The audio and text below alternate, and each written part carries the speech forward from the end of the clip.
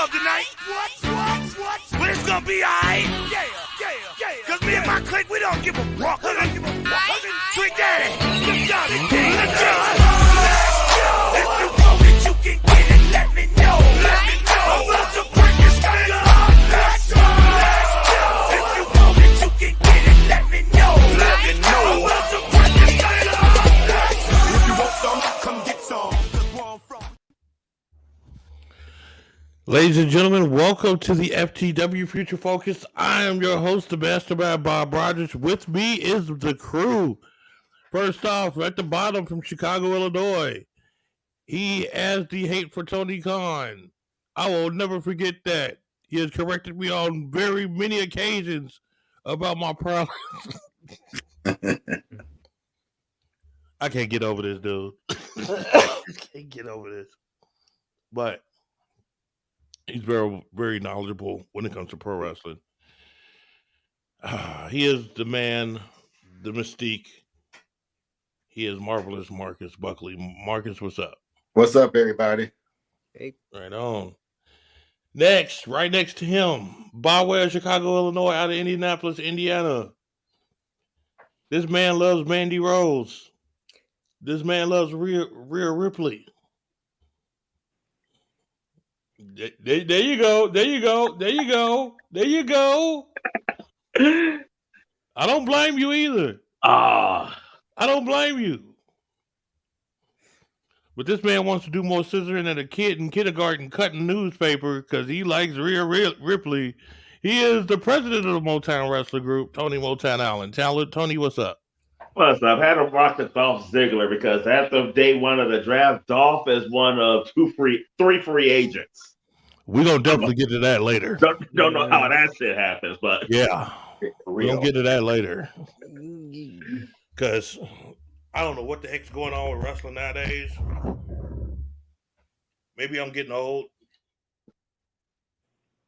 I think that's it. I think I'm getting old. And this stuff is crazy nowadays, man. But let me give a quick shout out before I get started. Sorry. First off, shout out to World's Finest Wrestling last night. We had a ball. Oh, yeah. If you didn't see it, you need to see it. Go on the FTW network, look for Independent Island 2. And I'm telling you, they had some people there that I ain't seen in a while. Paragon, my rival, still my rival, I don't care. Sam Knight. And also, the wonderful woman she is, the beast that she is. I'm sorry. After last night, if I was still wrestling, I don't think I would even work hard because I don't think I would have made it home. That girl's a beast. Shield Maiden and a tag team partner. The dude of the group, the dude Viking, the dude that's crazier than ever. Fenrir Ragnarok. Yes. Oh my God. That fans bring the weapons match was crazy. Oh, but shout out to Keith Miller. What's up, bruh? Next show we will be appearing at is in June. So, guys, look out for it. But go check it out. I'm telling you. Independent Island 2, FTW Network. Gotta check that out because it's cold. All right. But we're going to get to our first subject today. You forgot someone. What? Me. Oh, shoot. That's okay. That's okay. Last night, last night I got outclassed by Chris Icon a little bit, so I'll make up for it. Ladies and gentlemen, I am your not-so-humble correspondent, Robert Black. And today we are having a very special FTW Future Focus, and I especially want to mention that Chris the Gadget Man Woods will not be joining us today because he had a family member pass, and I'd like to extend my condolences to him and hope to be seeing him next week. Yeah, that sucks. I didn't realize it was a family member. That sucks. Yeah. Yeah. Yeah, but I think it was either a family member or a close friend, but I've been there, and over the last 13 years, I've had a lot happen in that particular area. Yeah. So our loved Gadget Man, hope Chris comes back next week, and but right now I'm ready for some wrestling, and I'm tuned up from last night because it was so damned awesome. Check out Independent Island for FTW and World's Finest Wrestling. It was a damn blast. Yes, it was. All right, first subject. Okay, let me just explain. I'm trying to look at this stuff in an even eye here. There's certain people in wrestling, of course, everybody knows I can't stand. Young Bucks is definitely two of them. But then we got Hangman Page. Hangman Page's contract is supposed to be due coming up here in about a month or so. My thing is, the way things are going, do you really think Hangman Page is a major player in the pro wrestling world to get a huge contract or one of the main contracts? Rob, go first. Okay, at this point, I don't think that Hangman Page is the kind of guy who's going to command seven figures outside of AEW, number one. Number two, I don't think that if he goes anywhere else that he's going to get treated anywhere near the same as he is where he's at now. So it would be it would be either a downgrade or a humiliation for him to go anywhere else. If he goes to WWE, they're going to stick him in NXT. He's going to get lost in the shuffle, and they're going to change his gimmick into something stupid. Maybe they'll turn him into Angry Corbin and make him Happy Corbin's younger brother, and have him feud with Butch, and have them like just go in and start a slap fight with each other and try to break each other's fingers. Pete Dunne versus Adam Page would be a main event anywhere in the world, but Angry Corbin versus Butch, I wouldn't pay to see with stolen money. But in the end, Page is probably going to stay where he is. Either that or go to New Japan so that he can get his testicular fortitude back, because AEW has been using him all wrong. But New Japan is practically the only place where he could really get his mojo back. If he went anywhere else, including WWE, he'd get either lost in the shuffle or screwed up. Okay. Tony. Okay, when you asked, I wasn't sure it was like, who would you give him a contract, or, but it's not like a top contract. So we're talking like a 7-figure deal then, right? Right. Okay, because the first thing I said on here, depending on how much money we paying him, because I would not pay him top tier money. Would I sign him over some of the other talent there? I would, but no, he's not top tier though. I would not give him 7 figures. I would put him above like your Brian Pillman Jr.'s and your Brock Andersons and guys like that. But other than that, no, I'm not giving him a top tier contract. I'm a lowball his ass. What's he gonna do? Go somewhere else and make less money than my lowball offer? Come like Rob's. I mean, seriously, like Rob said, where's he gonna go and make that money? Where's he gonna go get treated the way he's getting treated? Hangman be crazy enough to sign whatever deal Tony Khan offer him, because whatever Tony offers him, it's going to be more money than WWE, Impact, or what you're going to make on the Indies.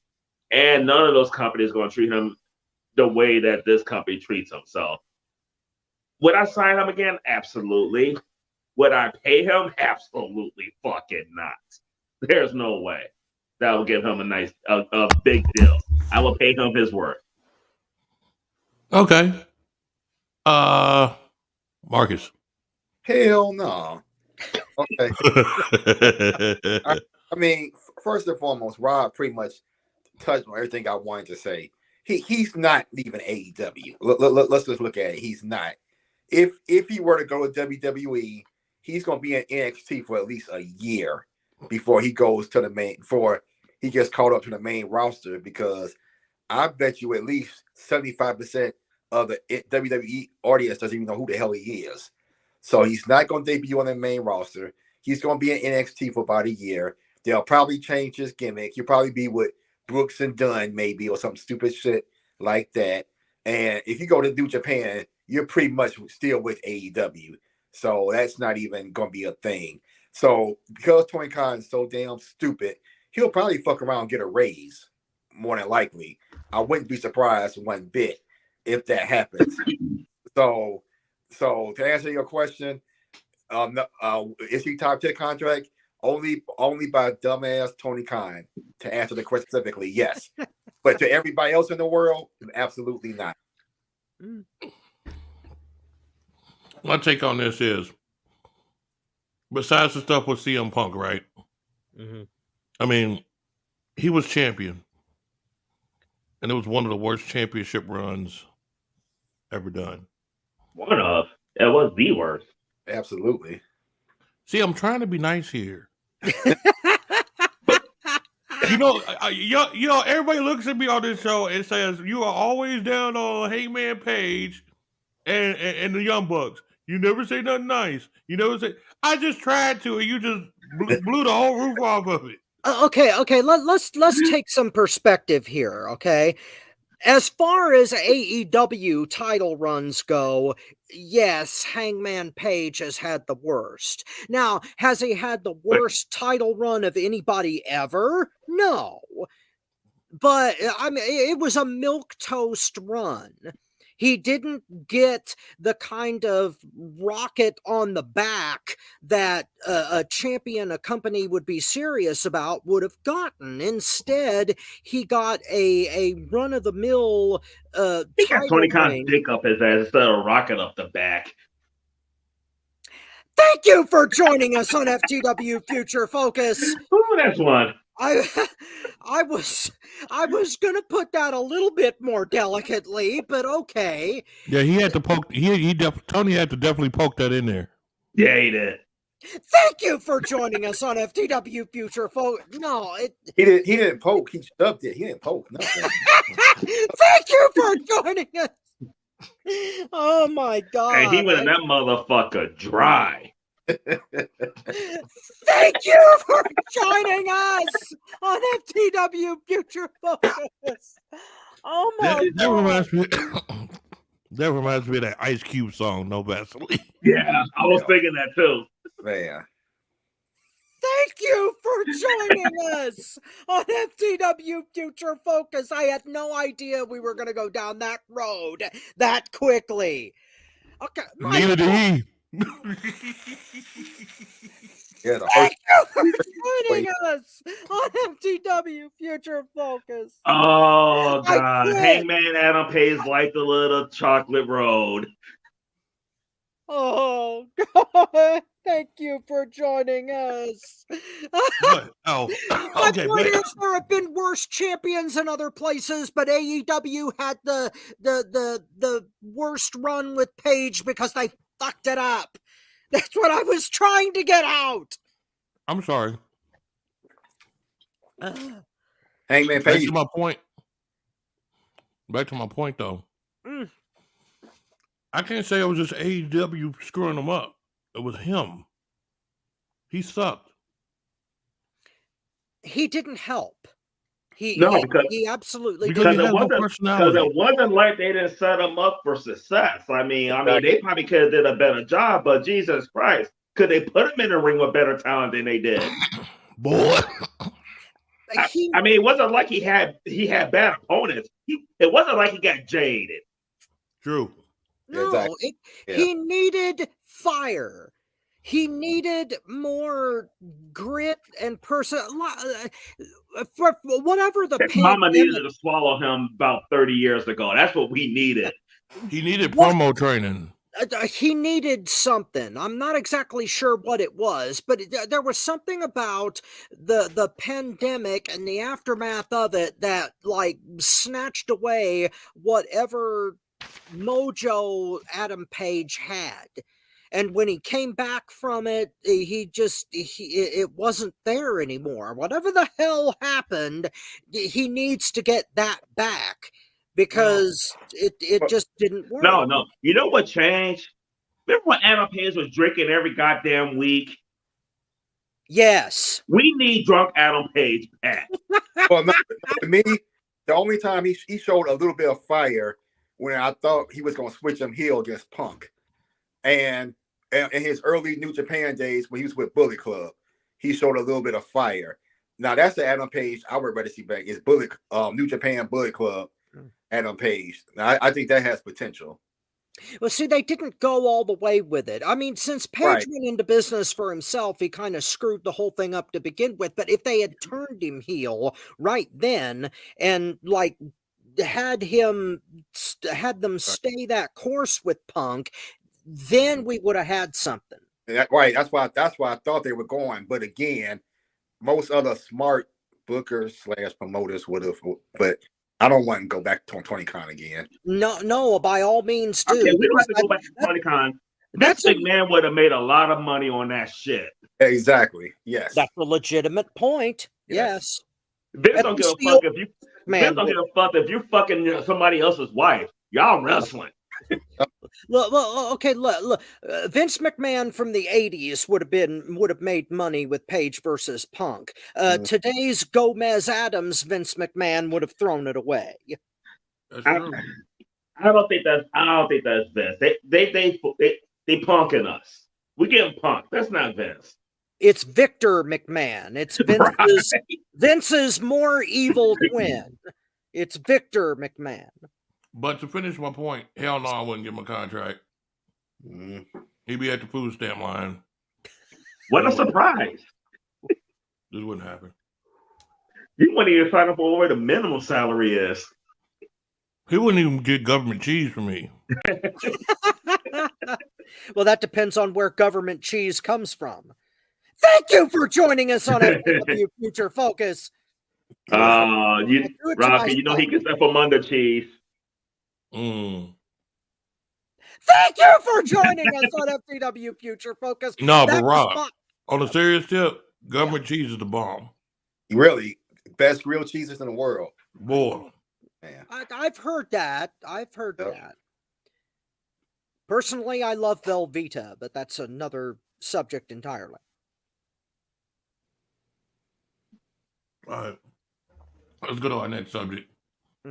Speaking of Handman Page, seems like there's going to be a collision coming up. Nice transition. Oh, yeah. Because CM Punk is about to do the damn thing, looks like. Let me tell you about what Warner Brothers Discovery is doing and why I'm excited about this AEW product. Yeah, that's right. It's an AEW product that I'm excited about, and I'm sure once Marcus hears this, he's probably going to be excited about this too. We'll see. Well, Warner Brothers was the one that wanted this show.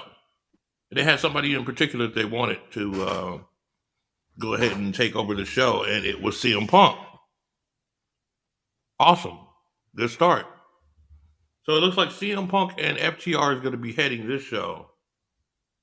And the Young Bucks, Paige, the Elite, the Ass Kissers, all of them is going to be on the Wednesday night show. Now, the offer to Tony Khan was, in the initial season, you get 500,000 viewers. It's going to, each week on average, it will come out to be $52 million for the company. $52 million. That's not short stopping. That's not guessing. That's exact amount. Question. First of all, do we think that this Collision show will be able to reach that mark? on a Saturday night, would they be able to reach that mark? And secondly, will Collision end up being AEW's flagship show? Tony, go first. When they reach the 500,000, yes, they're drawing 800 now, so I don't see why they can't get to 500,000 even on a Saturday. But I mean, I don't like the time slot. So I mean, as far as it being a flagship show, you got way more high hopes for this than I do. Way, way more, to be 1,000 honest with you.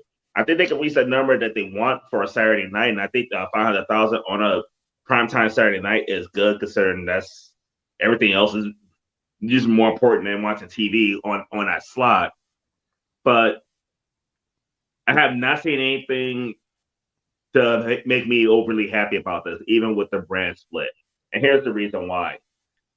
Tony Khan hasn't given us good television. I mean, we could blame whoever we want to blame, though, but Tony Khan's been given television show after television show and hasn't given us a good product. Now, I don't think it's going to be like, okay, CM Punk is running the entire show and it's all his, and Tony Khan is going to be in there, and Tony Khan cannot book a show at all. And it's nice that they're going to give a show as centered on CM Punk. I don't know how that's going to go, though, because I don't know if we can even get a full year out of CM Punk. From what we've seen in his AEW run, the man's been hurt a couple of different times. So now we're going to get a older CM Punk and then put the whole show on his back. What's going to happen to the show when he goes down? Will they be able to sustain the viewers when he's not there, though? So it's a wait and see. Will I watch it? Absolutely, because they're going to have the better roster, but the roster don't always equal into the better ratings. Look at NXT. NXT gave us a way much better product than Raw and SmackDown, but didn't draw the viewership that either show drew. The flagship show, I think that's really stretching because Dynamite's been established for the last 4 or 5 years. They're on Wednesday nights. I think Wednesday prime time is a better spot than Saturday prime time. But I definitely do think they could get that money that Tony Khan's looking for. I think they will get the 500,000 viewers, though. But just from what I've seen, I don't have high hopes. I don't have high hopes for this show. It's just going to be 2 more hours of Tony Khan's booking, in my opinion.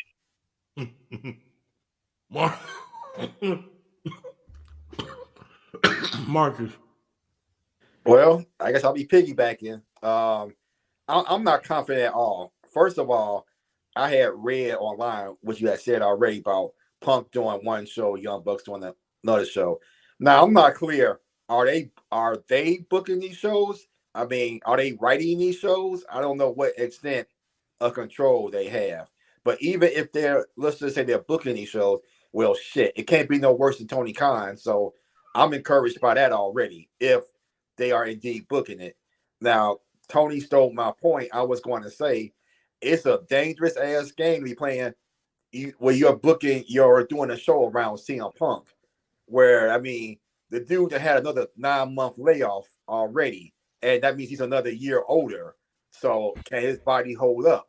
You know, is he going to be smart enough to do a Brock Lesnar, Roman Reigns type schedule? Because his body obviously can't take wrestling like he was, taking them kind of bumps.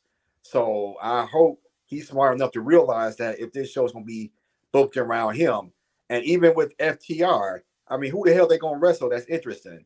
I mean, do we want to see them against Acclaim? I mean, the Acclaim, the Ass Boys and all that. I mean, we all know how great FTR is, but I mean, I'm not tuning in to see them wrestle those guys. That's not enough for me, especially if there's, like, let's just say a Alabama versus Georgia game on. Well, I know which one I'm watching, and I know which one I'm going to DVR.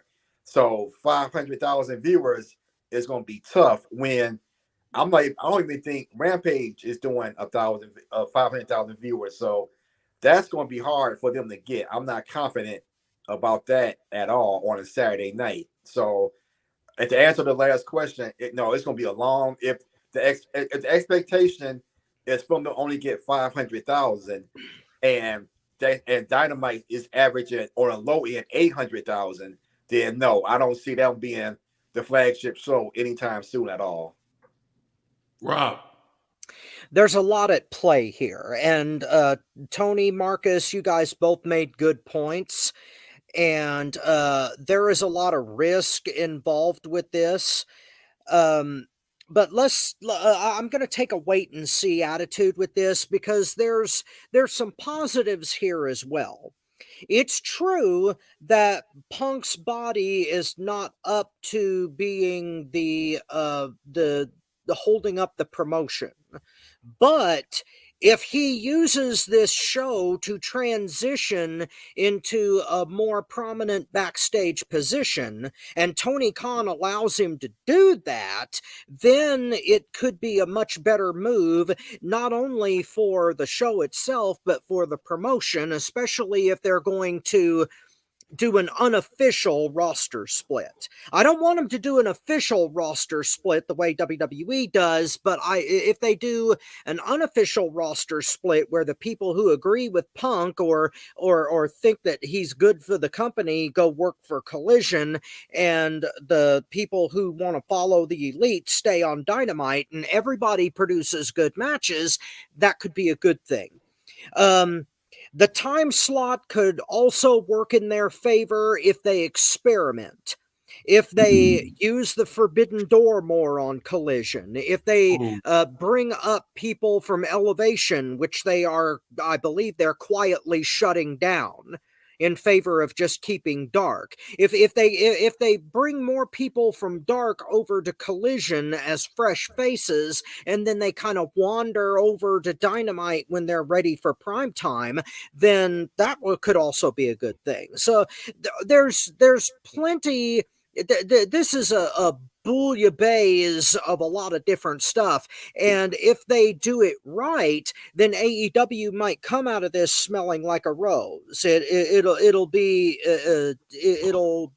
a turd that smells like potpourri. So we'll see how it goes. Okay, that's an interesting way to put it. Yeah. But let me say this. I'm looking forward to this. I'm really looking forward to this. I think this is going to be a good thing for AEW. I know, and you know what? When you guys talk about CM Punk and him actually getting back in the ring and everything, you know the first thing that comes to mind when I think of basketball in comparison? Tony, you should be able to guess. I was thinking Derrick Rose. No. Oh. Close. Anthony Davis. Got tremendous skill, can take over, can lead. But every time he starts to get going, every time he starts to take off, something happens and he gets hurt. I actually think that this might be a little better set for CM Punk, and the reason why is because, let's say he gets hurt wrestling, he can still come back and be a general manager or something like that. So I think his presence is what's needed more, and his confrontations is what's needed more than him actually wrestling. He doesn't need to wrestle. If he got somebody like MJF on his side, think about the stories that could go to where it's the opposite. Now he's the authority figure, and he's got somebody saying the authority figure sucks. What you gonna do about it? I mean, I look at it, 500,000. Yeah, I think they would take over. They do it. Flagship of AEW. Honestly, if Tony Khan played it fair, I think he could take over the flagship. Because it's the style of wrestling. You said the Forbidden Door. I don't think the Forbidden Door is going to be good with an American audience. If you keep the audience on whatever they call it, Dynamite, those are more fans that's susceptible towards that Forbidden Door concept. CM Punk is going to get the American fans. CM Punk is going to get those old school fans like the stories, blah, blah, blah, and have you watch it, and more people are going to be drawn. Because what's going to happen is CM Punk's fans are the type that's not going to go over and deal with Wednesday night. They're not. especially if he has so you thinking the fan base on Saturday is gonna be a completely different fan base than Wednesday? And I also think what's going to happen is because of the stories, and it's a more defined stories. Some of the Wednesday fan base is going to come over too. I don't think the whole 500,000 fans they get is going to be from Wednesdays. No. At first, yeah. Well, if the strategy is to try to poach NXT audiences, because NXT may start really sucking again, like the tie-dye era, real soon. So if that happens, I can't say that because they got. I mean, that women's division is fire. Right now, well, setting that aside for a minute, but what you're saying is that you think that Punk's involvement in Collision might poach some fans from WWE because they'll have that sort of style. Not just poach from WWE, but poach from Dynamite as well. Well, no, that's what I said, because that's what I mean. So, I mean, because a bulk of the viewership is going to be Dynamite people. But this is the thing. Because right now, for your wrestling viewership, you got WWE people and you got Dynamite people. See, that's why I disagree. I think there's a middle ground there. There are some fans that watch Dynamite that are right there down the middle. They don't care for Dynamite, WWE, whatever, right?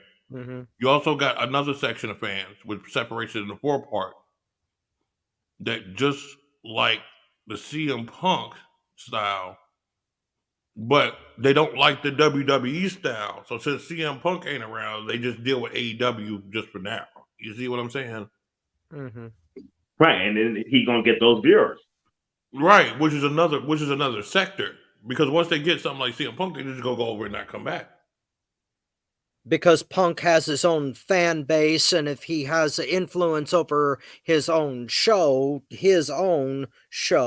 then that might be enough to draw away. Right. Okay. So I just see it as they're going to end up being the flagship show. They can't sustain all of those tumbling. I'm doing 880s off of the top rope and breaking my neck and damaging people's ankles and all that stuff with some of their moves. Their moveset and their wrestling styles is too dangerous to sustain. We're talking about CM Punk. I mean, look at how many people that they've hurt. But you know what's real dangerous with this brand split though? They don't have a roster strong enough to split. I think they do. Okay, the tag team division, two separate divisions. You think the tag team division can be good with half the teams they have? On one the side, women's division, we already talked about how bad the women's division is. Like they don't have enough to support one show. Women's division, no. Yeah. But honestly, the tag team division could surpass. You got FTR there. Let's not forget FTR. Good trainer. Good people to lead. They lead by example. And think about the grip of who the elite would take. They're gonna get all these guys that don't follow tag rules, jump around, play around. It's not a tag division. No, that's the problem. It's not a tag division. You don't have a tag team division now. You can't name like you can't even come up with a good 6 tag teams, like legit tag teams in AEW right now. But what I'm saying is 3 and 3. Bro, what I'm saying is though, you can still have something to where, how can I say it? It's you have certain teams that fit with CM Punk, the Ass Boys, the Acclaim, FTR, of course, House of Black. But they're not gonna go. They buddies with, Yeah. I mean, you gotta look at that factor too. But you got a lot of them that you can make into teams. And this is, you're gonna laugh when I say this, but honestly, I think it would work. They got a guy that used to be on there His name was Sonny. I think he played a transgender gimmick or something. Oh yeah, Mhm. he used to That be a dude was lucha. a tag team beast. Yeah, Put he him used with to be a lucha. the right person, he's gonna Yeah. fly. Well, one of the problems is that they booked their second and third tag team to look like shit. Aussie Open, and the Kingdom. I mean, I would love to see FTR against the Kingdom, I but would love to see that too. but they already done made them look like shit already. That nobody gonna take them seriously. Okay, but this is the thing. Think about who you said and think about who they friends with. They ain't coming over to FTR side anyway. Right, but I'm saying in terms of making an overall stronger tag team to where we want to see it. I mean, in my opinion, the tag team division isn't much better. Isn't that much better than the women's division? I don't know. I see it as they have the ability to make that grow a lot better than the elite can have You got anything. a lot more faith because when I look at how AEW develops and puts stuff, tag team is like just a mini version of a faction, and they can't do that shit right. Like, Right. there's Exactly. nothing that I've seen from AEW that made me confident that they could build a tag team division on two brands. And the reason I don't feel that they could build a good tag team division on two brands is because they can't do it on one brand. Well, see, the thing that you're missing here is, and I agree that it's on shaky ground because we haven't seen good examples of it, but the potential is there. The fact that they do factions and try to build tag teams is at least like effort. And if they had somebody booking it that knew what the hell they were doing, then it might blossom and bear fruit. Whereas in the WWE, for example, they don't give a damn about the women's division or the tag division. They don't even try and they let it die on the vine. That's the difference. There's potential. But the WWE's women division and tag team division, without them giving attention, is 10 times better than AEW's. Exactly.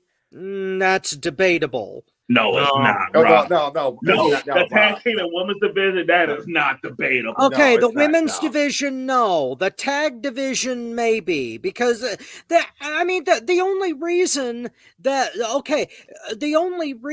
that was before this merger. Okay, there was a space of limbo where they could book halfway decent stuff in the tag division and it was doing all right. You're forgetting that Vince is not only still in charge, but he got promoted. So whatever good has been done in the last 8 or 9 months as far as WWE booking is going to get flushed down the crapper at high rates of speed. But at this moment, as we're talking about it, and for the last year, the WWE had a better tag team division than AEW. That's a hard argument for me to argue against, but like I said, there's potential. It's like potential versus use. So okay, fine. I'll give the edge just barely. But look at what they produced for Ring of Honor. The stuff with the FTR, the Briscoes, and the Briscoes are gone now. So I know that, but we're talking about last year, not this. We're also talking about the Blackpool Combat Club and the if Mark was still here, I would have more hope because he would be on Collision. Yeah. Well, the Briscoes will be there. Well, I'm giving examples of how last year's booking of WWE is not going to be the same creature as this year's booking. I can practically guarantee that. But Rob, let me ask you this though. When you say potential, how many times have we sat here and talked about the potential of so many people in AEW and what ended up happening to thanks to one man? I know. Right. I totally agree with that. So when you say potential in the tag team division, as long as the same Tony Khan is still in charge of booking, we see where that's going. Marcus, absolutely nowhere. Marcus, that's absolutely right. What I'm hoping for, and what I think the majority of wrestling fans is hoping for, is that someone will remove Tony Khan's headquarters from his hindquarters. Well, you're way more optimistic than I am. Let me say this. I'm pretty much optimistic on this is because of one person. Well, a couple of people. You have Tony Khan that's separating these shows. That's the first thing. So he doesn't have to say, well, these guys are EVPs. I need to listen to them. You got your show. Let me hear your ideas about your show. Okay, that sounds okay for you. And this sounds okay for you. Do what you do. And I think the proof is going to be in the pudding when CM Punk and FTR work with these guys. Well, Marcus That's is the factor. Hold on, Rob. That's the factor that I think that makes the difference. You got Goof Off over here. Hangman, I can't hold my belt up page, but I'm supposed to be a damn cowboy that's walking around with a belt that shouldn't have. That should have never happened. You got other tag teams that should have went up. You right, Marcus. Aussie Open. Should have been one of them. Mm-hmm. You know what I'm saying? Mm-hmm. But guess what? You got too many egos over there. And unfortunately, those tag teams like Aussie Open are friends with, guess who? So they're going to be on that side. So they're going to continue to get screwed over. That's like a mini Brock Lesnar banging the hell out of him. You know what I'm saying? I just think with the influence of CM Punk, and CM Punk putting his tabs in there, I just see that to where they're going to go ahead, guide this in the right direction, and have it look like a better facet of wrestling. Because again, if you remember episode that we did, and something that I said, and I said, mark my words on that one, fundamentals of wrestling always overcome anything else. You got to have the fundamentals. And unfortunately, they don't believe in the fundamentals. And I think that's why they named their book Killing the Business. Because they don't play by the fundamentals. They don't play by the rules. They made up something to make it easier for them. But it will always, no matter you play basketball, football, baseball, wrestling, if you banging a chick, it's the same thing. It's straight fundamentals.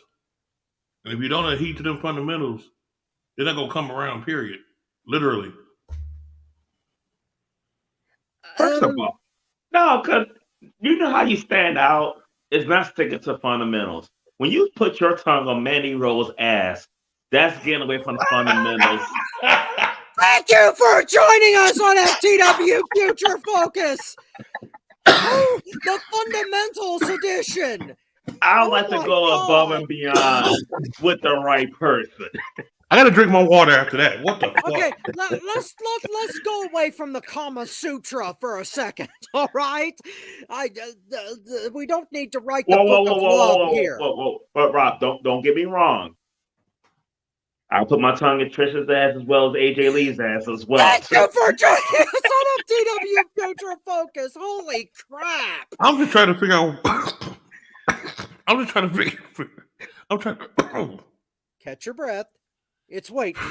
I'm trying to figure out why we keep coming back to that. What, to Mandy Rose's ass? Thank you for joining us on FTW. No, Marcus has a point in that the problem here is management. Tony Khan needs to let the hell go, and we've been saying it for a year. So not gonna do it. Well, yeah, I don't see him doing it either. As much as we criticize Vince, Tony Khan ain't much better. Like I said, somebody has to grab Tony's shoulders and pull so that his headifice exits his orifice. If that happens, then this will work and it'll get better. But if it don't, then you guys are right. All right, guys. Wow. We're going to go into our next segment, buy or sell. Mm-hmm. I got key questions. I want you to tell me if you buy or sell these statements. And guys, if you're out there in the chat, play along with us. Let me know if you buy or sell this. Starting off with number one. It's a guy that does a podcast. His name is Ango. Very informative. But he said something kind of made my ears stand up a little bit. Real quickly, he said Cora Jade is the next Sasha Banks. Do you buy or sell that statement? Since you hate women's wrestling, Marcus, go first. Again, not only am I selling, I'm giving that shit away. I mean, Cora Jade is all right. She's all right, but she got a long way to go before she's Sasha Banks. I mean, I think as in the world of women wrestling right now, I would put Sasha, Monet in my top 5 or 7. So I sell that one. Right on. Jay Taylor in the chat says sell. So anybody else in the chat, come on and speak up. Tony in Motown Allen. Sell.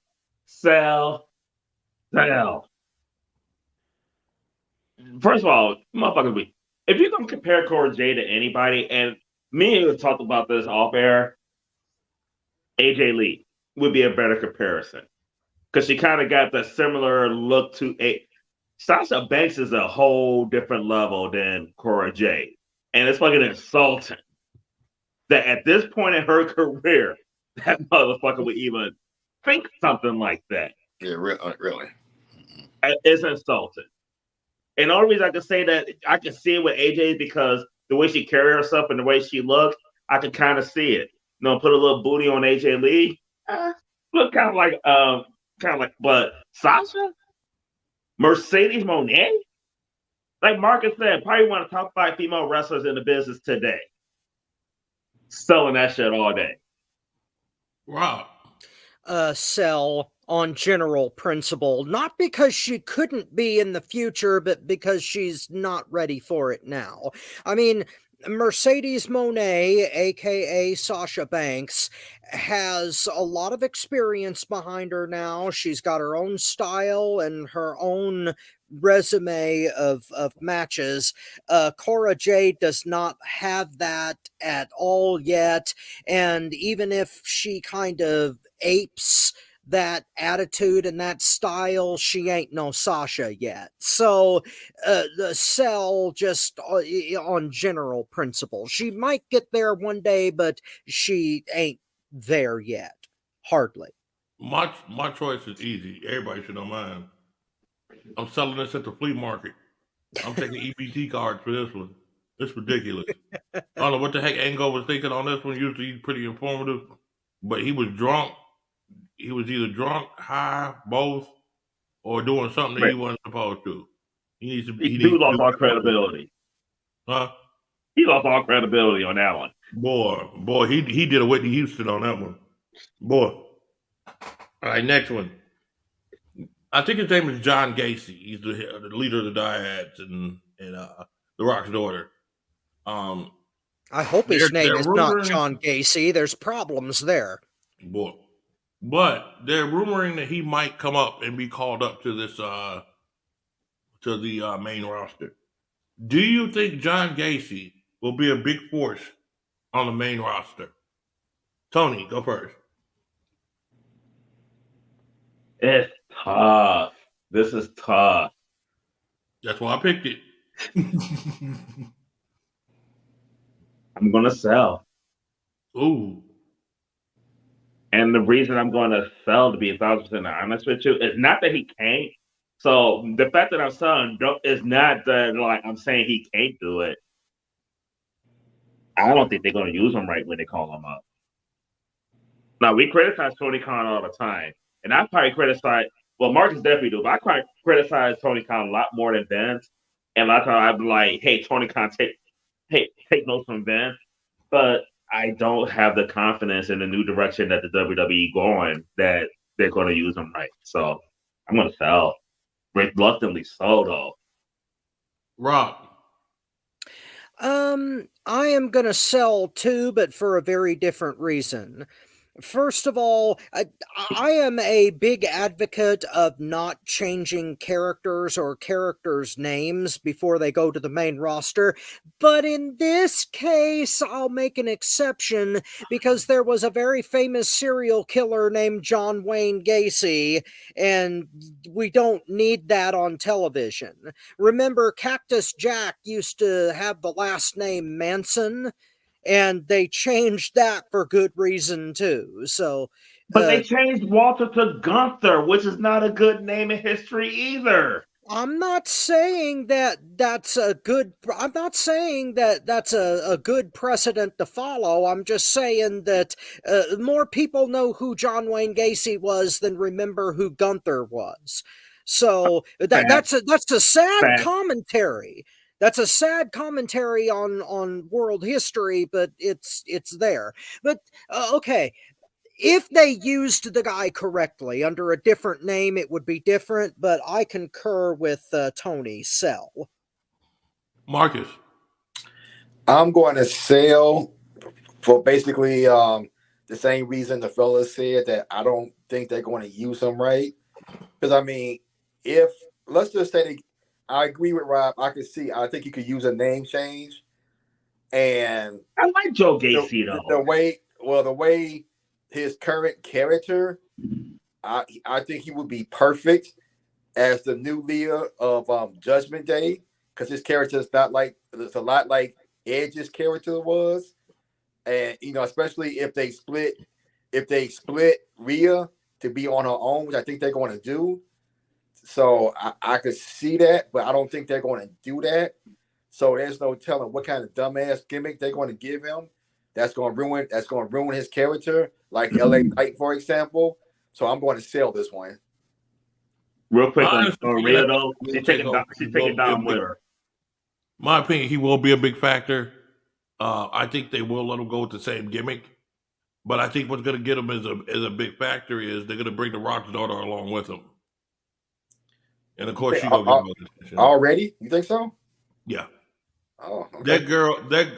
I think what's gonna happen is she's not gonna wrestle that much. She's gonna be that mouthpiece, but she's gonna learn how to wrestle with the big dogs while she's that mouthpiece. Once she learns how to get in there and do it correctly with the main roster, then that mouthpiece is gonna turn into, oh, you're talking all this blah blah blah. You can't do nothing. And she's going to give that little sly face like, really? Let's find out. And she's going to tear him apart in that ring. So you're a buy. Is what I'm thinking. Mm-hmm. Okay. Okay, so you're a buy on that one. I'm a buy on that one. Okay. I wish I could book that one because I would, man. Me too. I wish you would be able to book the entire WWE. That would make me very happy. I would have been buying it, but you're not booking it, so I'm selling it. Exactly. Exactly. Next one. Roderick Strong in AEW. Is he going to be a force or is he going to be a farce? I think I want to go first on this one. I don't think he's going to be a force or a farce. I think Roderick Strong is going to be a big fart. I think he's going to be a whole bunch of gas, and it's going to come out to be nothing at the end. Partially because of Tony Khan's booking, I will agree, unless he changes that. Second of all, he's with the Elite, which is going to drown him even more. And third of all, he's not strong to me. I'm sorry. Roderick Strong is nothing that says strength about Roderick Strong to me. I didn't like him in the Undisputed Era. I didn't like him in WWE. I didn't like him when he was in the Indies. I just did not like the dude. I'm sorry. I said Tony Storm was cornflakes. This is Kool-Aid without the sugar. Just saying. Rob, go next. Oh boy, here comes Mr. No Fun. I'm gonna have to go against the grain with you here, Bobby. I'm gonna coin a phrase here. I'm gonna call it the Gargano effect. Okay. Yeah, whenever we don't like somebody and we really can't stand them to see them in any capacity, then we completely write them off. You do that for Gargano, and I do that for Lesnar. I'll be honest. So Brock Lesnar gives me the Gargano effect. You've got it for Roderick Strong. I think the guy could be a force if they let him do his thing the way he's supposed to be doing it. If they go back to the Messiah of the Backbreaker thing and let him do the technical Marvel stuff that he's capable of doing, then he can be a force. He's capable of it. If they get him lost in the shuffle, if they make him like Adam Cole's flunky, or if they like bring back the Undisputed Era under a different name, then no, he'll drop off. But if they let him be his own man, he could be a significant influence.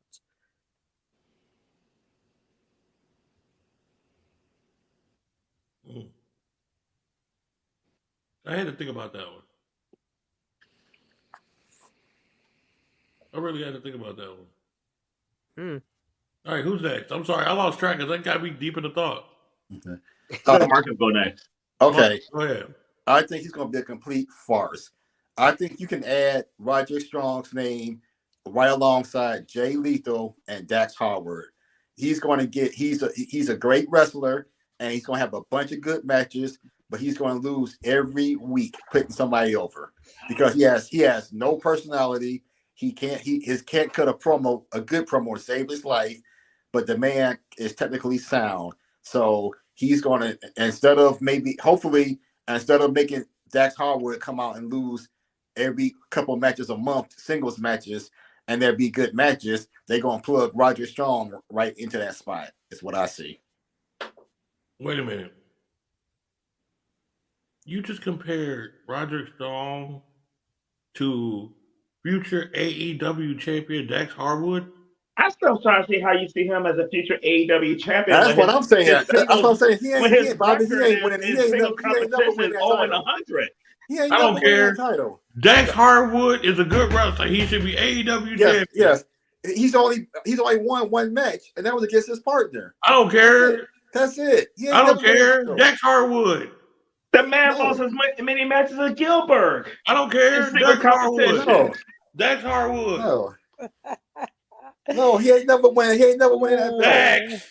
Wait, honestly, until he start winning single matches, you're banned from saying he's the future world champion. Oh, now come on. Dude, I'm serious. How you gonna book him to be a world champion and he has lost the entire roster? Does he everybody? The only person he beat in single competition is his partner. Kofi Kingston lost to the entire roster before he was WWE champion. Beat a lot of them too now. And it's like after he got established, though, if they did establish Dax Harwood and did the work, he'd be a tremendous champion. That's my point. Until they do that, let's kill that top conversation because right now it ain't happening. He hasn't beat nobody other than his partner. Like I said, Tony Khan's head must be removed from the ass. Dax Harwood to be president. Tony, did you go? No, I didn't. Go ahead. I should have went before Marcus because before Marcus went, I was buying. But goddamn, that motherfucker brought up some good points.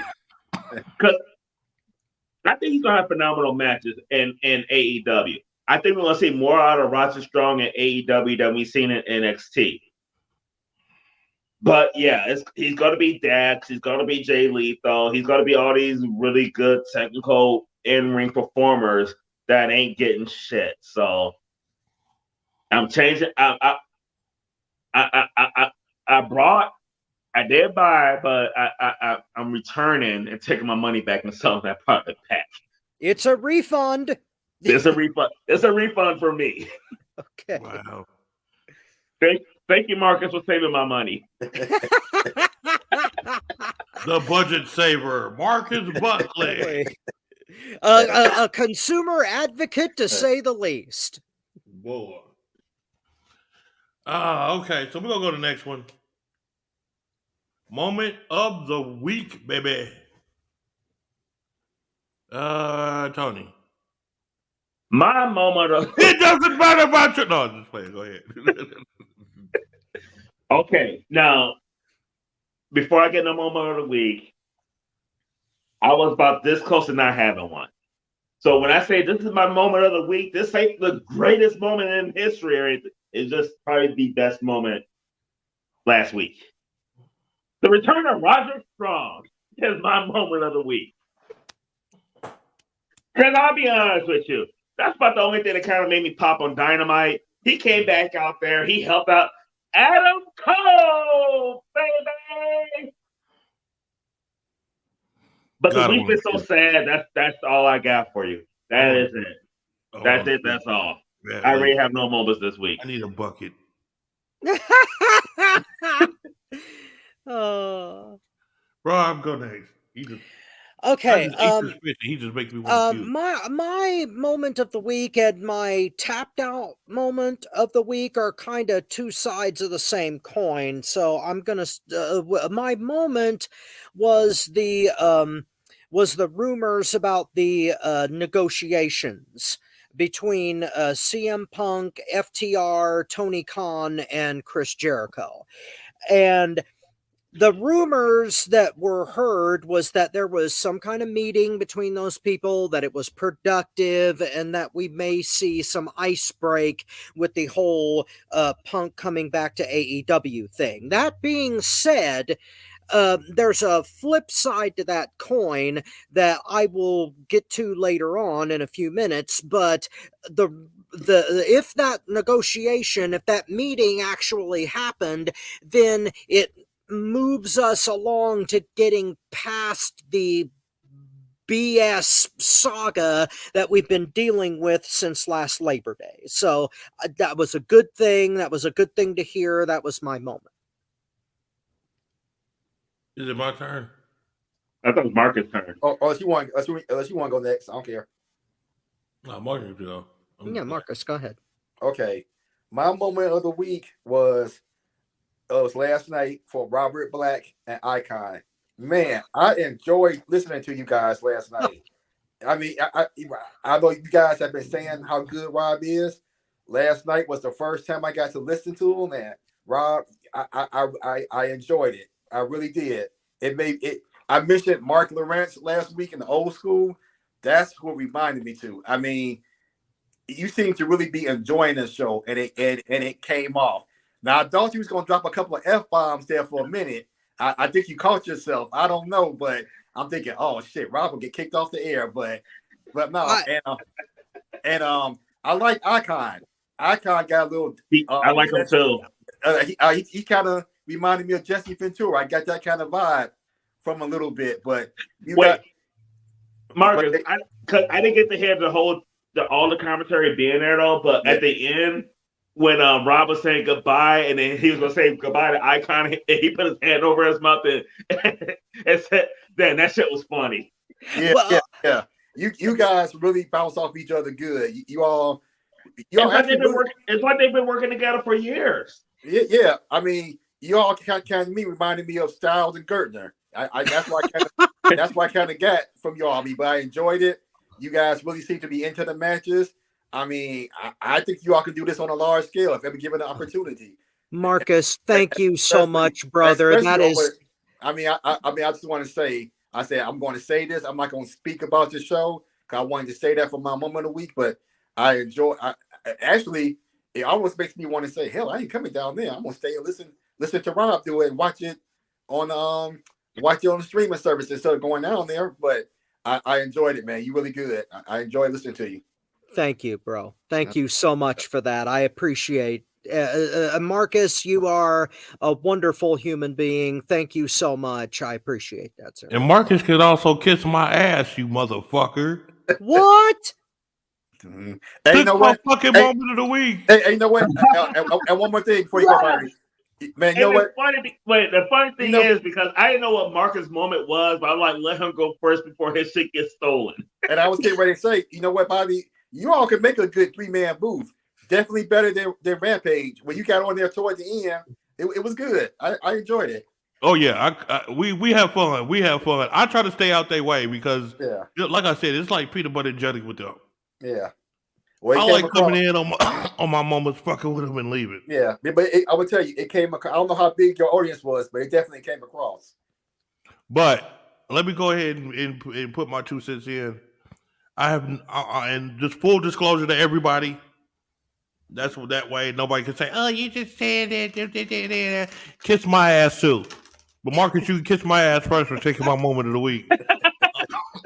But wait, hey man, and I was going to say, let Marcus go before you. You been to Bobby. You done mine. By the way, Tony. Bobby, you did mine last week with Ron Simmons. So there you go. True. Tony, just to let you know, kiss my ass too. Okay. But, oh my God. But, Rob. Yeah. How long we known each other? Like 12, 13, 14 years? Since 2012. Yeah. So yeah, it's about 11, 12 years. 11, 12 years, yeah. I said when I met you, you had a voice that was just out this fucking world. I've done many shows with you. We both commentated. I've ring announced and you commentated. I ran shows and you commentated. And I've ring announced, yeah. You just a commentating motherfucker. But I'm just going to say this, man, straight up.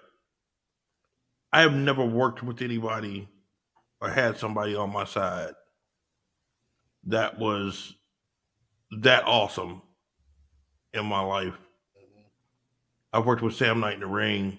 I worked with all that, but it does not give me as much pleasure as sitting next to you in that booth. It is awesome. Mm-hmm. And I'm proud to call you a colleague and a friend. Last night you clowned. Mm-hmm. And if anybody wants to see what I'm talking about, go to Independent Island. Check it out. It's right here on the FTW network.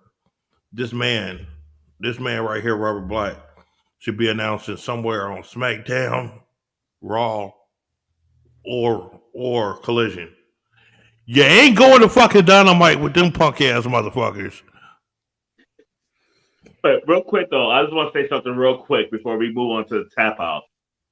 I get what you're saying, Marcus, because we were having audio issues, so I was in the car listening to to part of the show in the beginning, and then but before it started, like Rob was like, "You gonna come back in? You watching it in there?"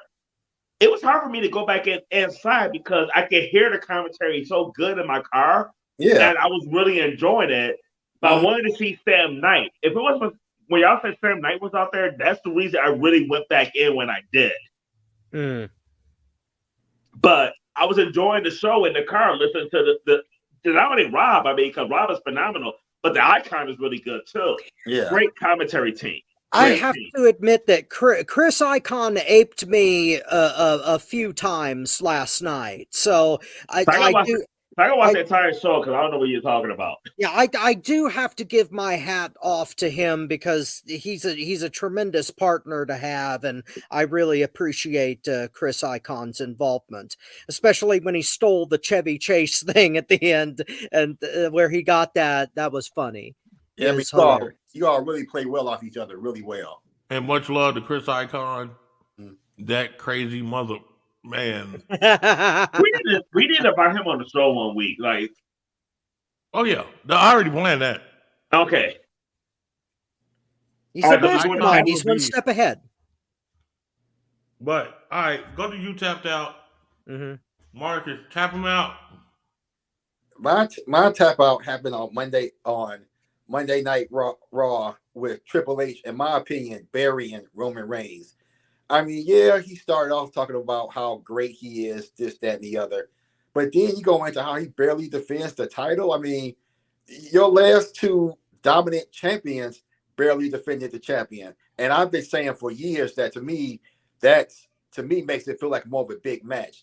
So you come up with, to me, a cancellation title where, as far as I'm concerned, whoever has the Universal title is the champion, as far as I'm concerned. So it doesn't even, I know I don't want to touch too much on it because we're coming to that later, but to me, if they're going to make it two belts, they should have took one off Roman. I don't understand making this new title. Well, I don't want to touch too much on it now, but that's my tap out. Making a whole new damn title that's going to be a cancellation title as far as I'm concerned. I'll go next. Mm-hmm. Tony. Okay, cool. The reason I want to go next is this is fresh. Fuck you, Marcus. Man, I'm kissing ass and getting fucked. Damn. Thank you for joining us on FTW Future Focus. Jeez. And it wasn't real bringing out the strap on either. Man. Thank you for joining us on Man. FTW Future Focus. You missed that one, Marcus. We got to tell you that one off the air. Okay. Oh. The moment Marcus said my moment was from Raw, I'm like, this motherfucker's taking mine. I have a couple problems with them. First of all, I get other promotions, other wrestlers. I get other people criticizing Roman Reigns' title run. For Triple H to have the mitigated gall, the blasphemy, Yes, exactly. to stand in that motherfucking ring and talk shit about the title run that he booked, Mm-hmm. that he's responsible for. He ain't responsible for the entire run. I get that, Rob. But who the fuck was in charge for the last year? If you don't like how he defended his title, book him to lose. Drop the title to Sammy. Drop the title to Cody. You were booking when you had opportunity. Drop the title to Drew McIntyre in the UK. Roman Reigns' title run partially is because of Triple H. So for Triple H to get up there and bash the shit, when he booked some of that shit, it's like the fucking baseball people back in the 90s that turned their head and collected the money and reaped the benefits of Mark McGuire and Sammy Sosa doing steroids, and they're gonna be like, oh, that was bad for business. You do have a point, Tony, but think about this for Hold just on. a second. Was that Sammy really Sosa did not do steroids. That was apple juice. Okay. He also had a bat with a cork in it, but that's hardly here nor there. But So Tony, did Rhea. thank you for joining us on FTW Future Focus Corked Edition. But whoa. Get it right. I was a cork back in Rhea. Thank you for joining us on FTW Future Focus. Oh my God. Man. That was not the direction I was hoping to go, but what I'm trying to say is that might not have been Triple H talking. That might have been Nick Khan moving his mouth with Vince McMahon's dialogue behind it. Which makes it even worse. Because I even get to the part that, like, what was said came from Vince, had Vince's approval. And Vince booked the entire thing. That's a good point too, but we'll get there. I'm fine hearing criticism from other people about his run, not from the people that booked it. If you had a problem with it, you would have ended it. Okay. My turn. Go ahead. The reason I didn't pick that one is because of what you just said, and that's the reason I didn't. There's a reason he said that, and that's going to come out later. Somehow, some way, Roman Reigns is going to get in Triple H's face. So we could just watch for that. But my moment of the week, surprisingly, is not AEW, which it came close, but it was WWE too. And I think Tony's going to jump up and down when I say this one. And I'm going to look directly into the camera. I'm getting close so you can see my face on this one. I'm getting closer too. How the hell do you draft Becky Lynch over Rhea Ripley, Charlotte Flair? Oh, yeah. All of these other competitors, women The number 2 pick. And you got the number, and she's the number 2 pick out the whole. What the? Well, part of it, they're going to say part of it was. No, there's no part. No, part of it was some of them weren't, like Rhea Ripley wasn't available to be picked. That's bullshit. Right. She's one of the top people there. Sorry. Right, no. But remember, they said number 1 or 2. Right, but only 50% of the roster was available. It So don't matter. I know Rhea wasn't available to be picked. Okay, check this out. In the NFL draft, rounds 1, 2, and 3.5 is the first 50%, right? All right. But it makes a difference when you draft first versus being drafted 222nd. That's an insult to Rhea. I'm sorry. Rhea is way better than Becky Lynch, looks better, talks better, works better, probably takes a shit better, and you're going to put... That's right. Look at me crazy, Rob, because I'm telling the truth. I'm trying to figure out how you judge that. Right, no, but what I'm saying is the evenness of the part along with the plop of the toilet, the splash of the toilet. Anyway, but Olympic diving judging. Okay, there you go, Rob. If I had a choice between watching that no talking, shit her mouth, ugly ass Becky Lynch take a shit, and watching Mommy, I'll watch Mommy take a shit all day, every day. But let me finish. Thank you for joining us on FTW Future Focus. My God, that was the way you worded that was just horrible. Bobby, it's getting please crappy. save But us. I'm saying, oh my God. Honestly, if you're doing a draft and you want to name it a draft, follow the draft rules. Here's an important part of it. You cannot in any type of you cannot give me Snoop Dogg's weed and convince me that Becky Lynch should have been picked over her. I'm you sorry. Can't give it to me, but I'll try it. Insult to Becky. Give me some Snoop Dogg weed. But Bobby, but you missing the whole thing. They're saving Ripley for Monday night for name value. She was not eligible. She wasn't eligible to be drafted on Friday. That's the whole thing. That's fucking dumb. Well, I'm just saying that's what it is. I'm saying that's what it is. Eligibility don't mean. Oh well, wait a minute. They got out of school 5 hours early, so they're eligible for the second half of the NFL draft instead of the first half. I mean, that's what they said, and that's the only reason it wasn't my moment, my tap out. Right, that's the only reason. That's the main reason why it's mine. Right, that's what I'm saying. Exactly. No, because when it happened, I was like pissed. But when they say the real couldn't be drafted, that's the only reason. Right. I did not give it a pass because I think that's dumb as fuck. I do too because, and Marcus, because that's the reason I didn't pick it because she wasn't eligible. But being like a top pick the second night of a draft don't seem as special to me though. Oh, I agree. I agree with everything you all saying, but I'm saying that's what the reason. Okay, well, we're going to get to the draft later, but Bobby, finish your point. But also WWE. Let's go to the next one. Jeff Shell. Those who ever don't know who that is, he was the president. He was the president of NBC Universal. Had to step down because of an inappropriate relationship that he had in his office. Oh, I didn't get my tap out. Oh, sorry. No, that's okay. It'll just be brief. It's the flip side of what I was talking about in my moment of the week. The state of wrestling journalism. The fact that rumors get reported as facts and nobody back checks anything all the time. And that's why we didn't know. We don't know whether that meeting happened that I was talking about in my moment, but we do know for a fact that Punk was backstage at the WWE Chicago show, visited people, and that security kicked him out. That was confirmed, but it was floating around as rumor, and we can't tell the difference between rumor and fact anymore because of the irresponsibility of wrestling journalism, and that needs to be cleaned up. It's the Donald Trump of wrestling journalism. Well, whatever you want to call it, it's screwed up and it needs to be reformed. But Bobby, we got to the next point. Yeah. Next one, Jeff Shell. President of the NBC, was president of NBC Universal. I keep saying president, he's now former. Had to step down.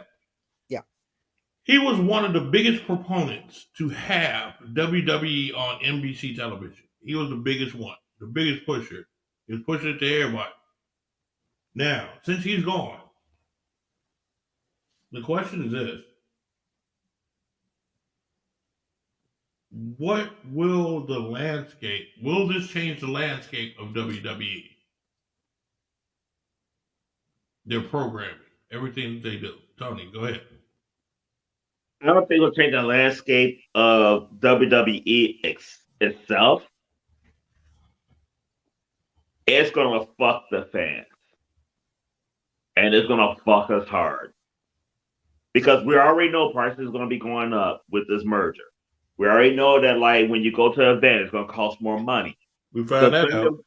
The one thing that we have as fans is Peacock. We haven't paid for a WWE we haven't paid like $40, $50, $60 for a WWE pay-per-view in like what, about 8-9 years? This fucked Peacock, this fucked the WWE relationship on Peacock and reality of it, and that fucked us all. Because now we're going to have to spend $60, $70 to watch our favorite pay-per-views. I don't know if they're going to do another streaming service somewhere else where we can watch the old school stuff, though, but this stuck it in dry and fucked us hard in a very bad way. And these motherfuckers that have the decency to give us a kiss as they fucked us. That one's just fact, so I'm not going to ding it. It is fact, though, because the fans, it don't affect the WWE, it affects us. Yeah, that was too damn true for a thank you for joining us, so I'll let that one go. Thank you. Rob, go ahead. Okay. Thank you for joining. Okay, that one counts. That one counts. Okay.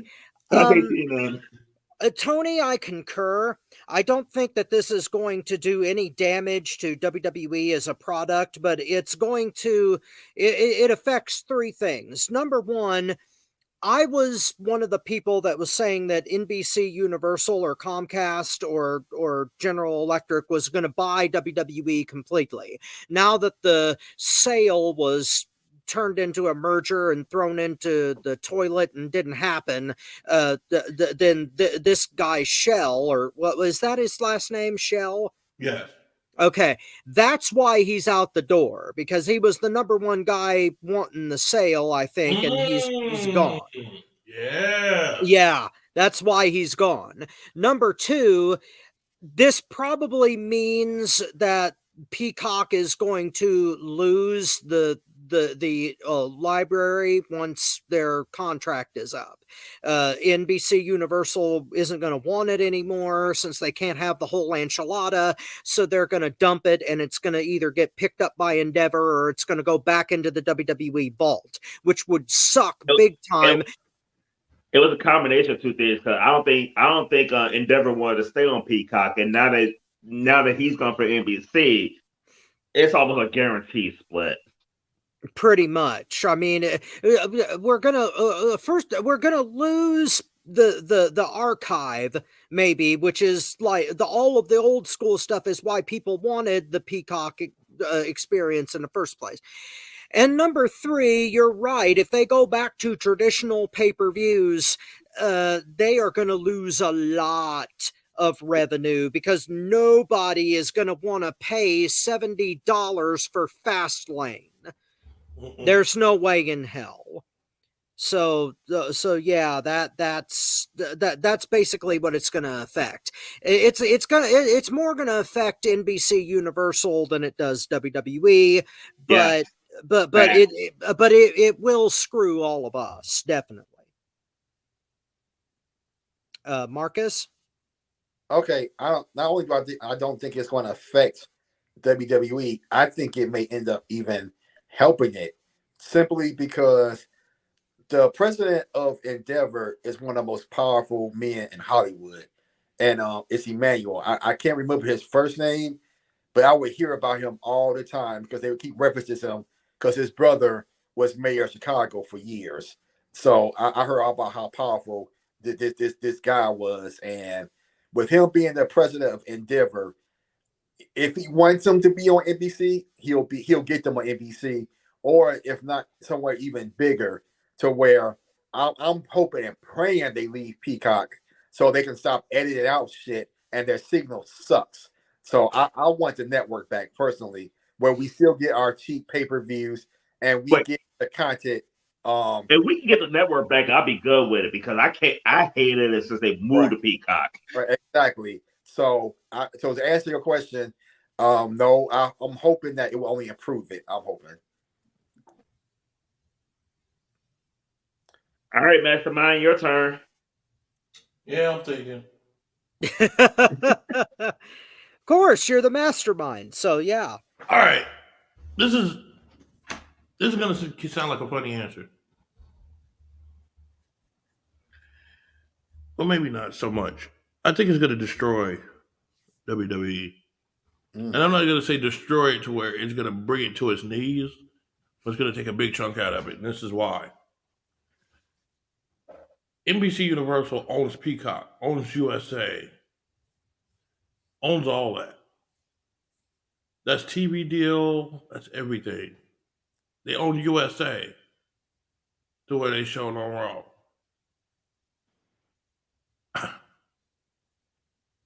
I just know how these corporate people act when it comes to professional wrestling. Some of them are dumb. They're ignorant. I've dealt with a few of them, and I can say I'm not too happy about the direction that they give because they think of, and I'm not saying this just to get people riled up. I'm just being honest with you. Our corporate people think that wrestling fans are degenerates. They think we have no brain cells. I wish they thought we was like DX, but they don't. They think we're ignorant. They think we low down, white trash, and ghetto motherfuckers. They ain't got nothing else to do, and to look at some dumb stuff like that. No, they're too good for that. That's exactly. I'm not gonna say any names, but there was a thing I was gonna do on in the central part of Indianapolis that had to deal with a city official. Sister. She's a sister. I'm thinking, hey, she's a sister. She gonna look, I got all my stuff in order. All my paperwork, everything technical in order that they will want to see, right? So it would be cool because I'm doing stuff not only for them, but the community. Guess what? Attitude. Nothing. Oh, that wrestling. Blah, blah. Turned her nose up. I thought I was an ex-husband asking her for money. These corporate people do not have a sense of what wrestling is or have the value of wrestling like we do. I don't see them being around USA anymore. I see them going to Fox, like I said before. And Fox will buy them, but Fox had already lost money on SmackDown. So that's going to devalue the product. And they're going to buy the whole thing as a group thing for less and then charge more. That's not going to hurt the WWE. That's going to hurt us. Yeah. Fox Plus is going to start having a pay-per-view. And how they going to get away with that is WrestleMania is going to be the highest priced pay-per-view. The other three is going to be a mid-tier. And the other ones like Fastlane or whatever going to be lower, like $20. I can see that happening. And all of us who are consumers are basically getting Brock Lesnar and Cody Rhodes. He's going to fling us on our stomach and they're going to stand over us right behind us. It sucks. They're going to do us like I want to do. They're going to do us like I want to do Nakia Lyons, but I'm at least use some lube. Roar! Thank you for joining us on FTW Future Focus. I'll bring it back to the Democratic side. Anyway. All right, next one. We were talking about the WWE World title. It looks like a tribute between Big Gold and some ugly WWE symbol. Wow. Question I have for you is who is the first one who's going to win that title? Tony. It doesn't. Oh, sorry. Go ahead. The reason I want to go first on this is because y'all going to look at me like I'm crazy when I say this. I'm going to look at you crazy anyway. Disclaimer. What? It'll probably be Seth Rollins, somebody else is going to win it. Not my pick. But the person I would put the title on first is who I would pick. Is Dominic Mysterio, God. the biggest heel. Oh God. And look at him. That's one of the reasons why I would do it. You know what? The nuclear heat that Dominic gets already, right there, it would be fucking over. People would be paying money left and right for every goddamn event to see him lose that title. He would be the best inaugural champion because he already got the heat. He got more heat than Roman Reigns. And he got that 619.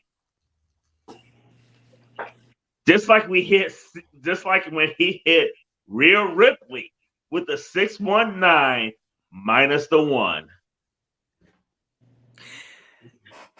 Thank you for joining us on FTW Future Focus, Counting Numbers Edition. But really, that's not too far-fetched of an idea. I'm not going to say I would do it. But we think about it though. I mean, y'all shake your hands on Dominic, but if you think about it, if you don't go with a babyface champion, if you put it on a hill, there is not a bigger hill than Dominic Mysterio. There is not a hill that will piss off the fans more than Dominic Mysterio as your inaugural dollar store champion. Because that's all that title is a fucking Dollar General, dollar store, bootleg bullshit world champion. That is thinking outside the box, Tony. I got to give you credit for that. Let me go next on this one. I'm going to go next on this one. I'm printing money. I'm printing money. I gotta go next. I gotta go next on this one. Go ahead. Actually, Tony did give me an idea that would work, especially if they tied in the Rey Mysterio's, retirement. Hey, he won't retire if he wins that title. And Dominic just all of a sudden dogs walk through it. There's a lot you could do with that. Yes. So he's convincing me on his, but my original pick was Cody, but I'm starting to like this Dominic Mysterio thing right now. Printing money. He just got to wear that purple and black again, like he did at WrestleMania. Yeah. Oh my God! That was Marcus. Did they steal your thunder again? Oh hell no! Oh, okay. That's a good thing. That's a good. Wait. His pick is gonna be Nikki Bella. Well, that would piss people off too. In a different way. You know what? That would piss off a Clint. Thank you for joining us on FT. Oh, go ahead, Marcus. I'm sorry. I'm going with Seth simply because he's their most over babyface right now, and they're going to try to make us believe and try to add some legitimacy to that title, which is exactly why I think it would be a horrible idea to put that shit on Dominic. Even though, yes, he gets nuclear heat, I call it cheap heat because all he did was go against his daddy. I call that cheap ass heat. How do you call that cheap? But nonetheless, it's still heat. I mean, the dude has grown on me a little bit, but no, to put the world title on him right now. He put the 619 on Rio without the one. Dude. I already dinged it once. In order to make that title any kind of legit, they got to do a pretty much secure home run, which would be somebody like Seth or Cody. So I'm going with Seth. I'll be honest with you though, my babyface pick is Seth, so I'm with you on that one. That just reminds me of a song. Oh, 69 Rhea. Oh, 69 Rhea. Oh, thank you for joining us on FTW Future Focus. Please don't cancel our asses.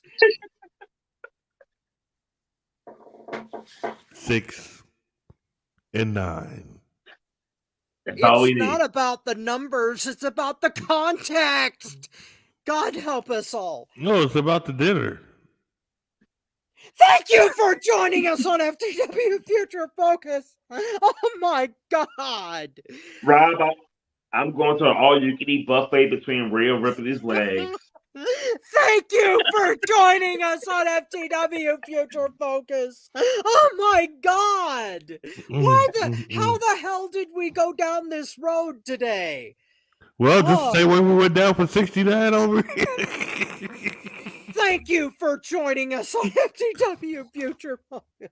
If it makes you feel better, Rob, I would much rather 77 her because you get 8 more.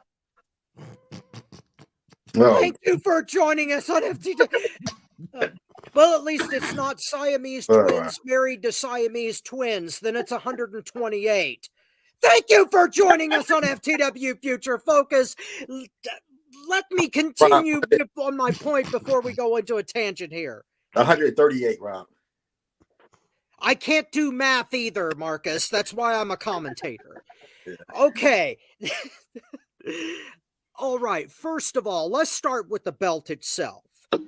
It's big gold with the logo slapped on front of it. It doesn't. It's basic. It doesn't look like it should. It's some people are saying that it's like UFC's title belt mixed in, but it's big gold with the logo slapped on it. It looks real quick before you finish, Rob, because me and Mastermind talked about this. I didn't touch on it.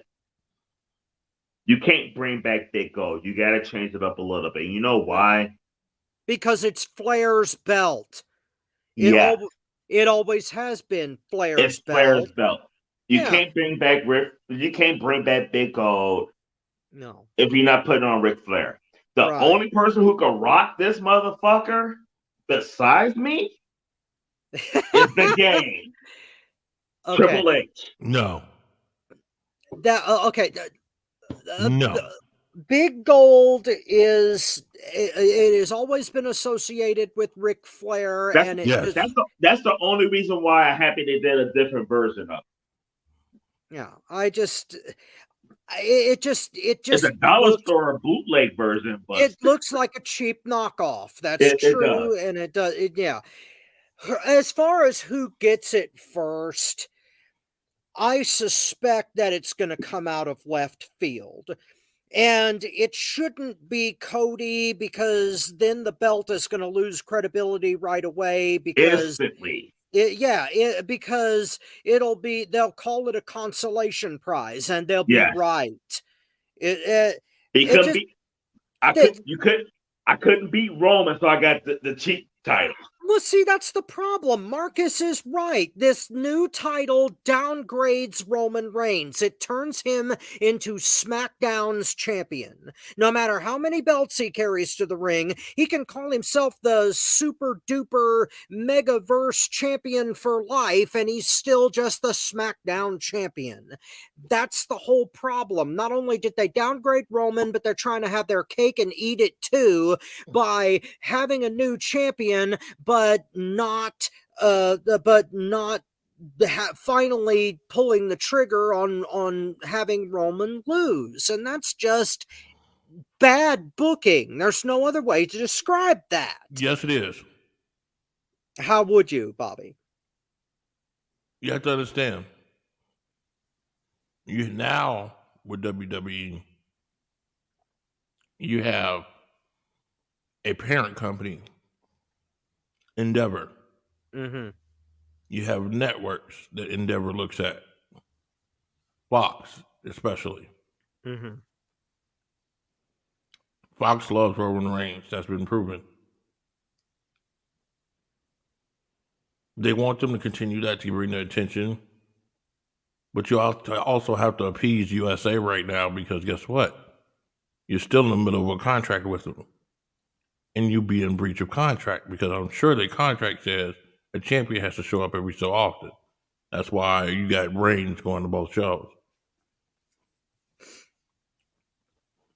It's more than, I think this is right now, and at this stage,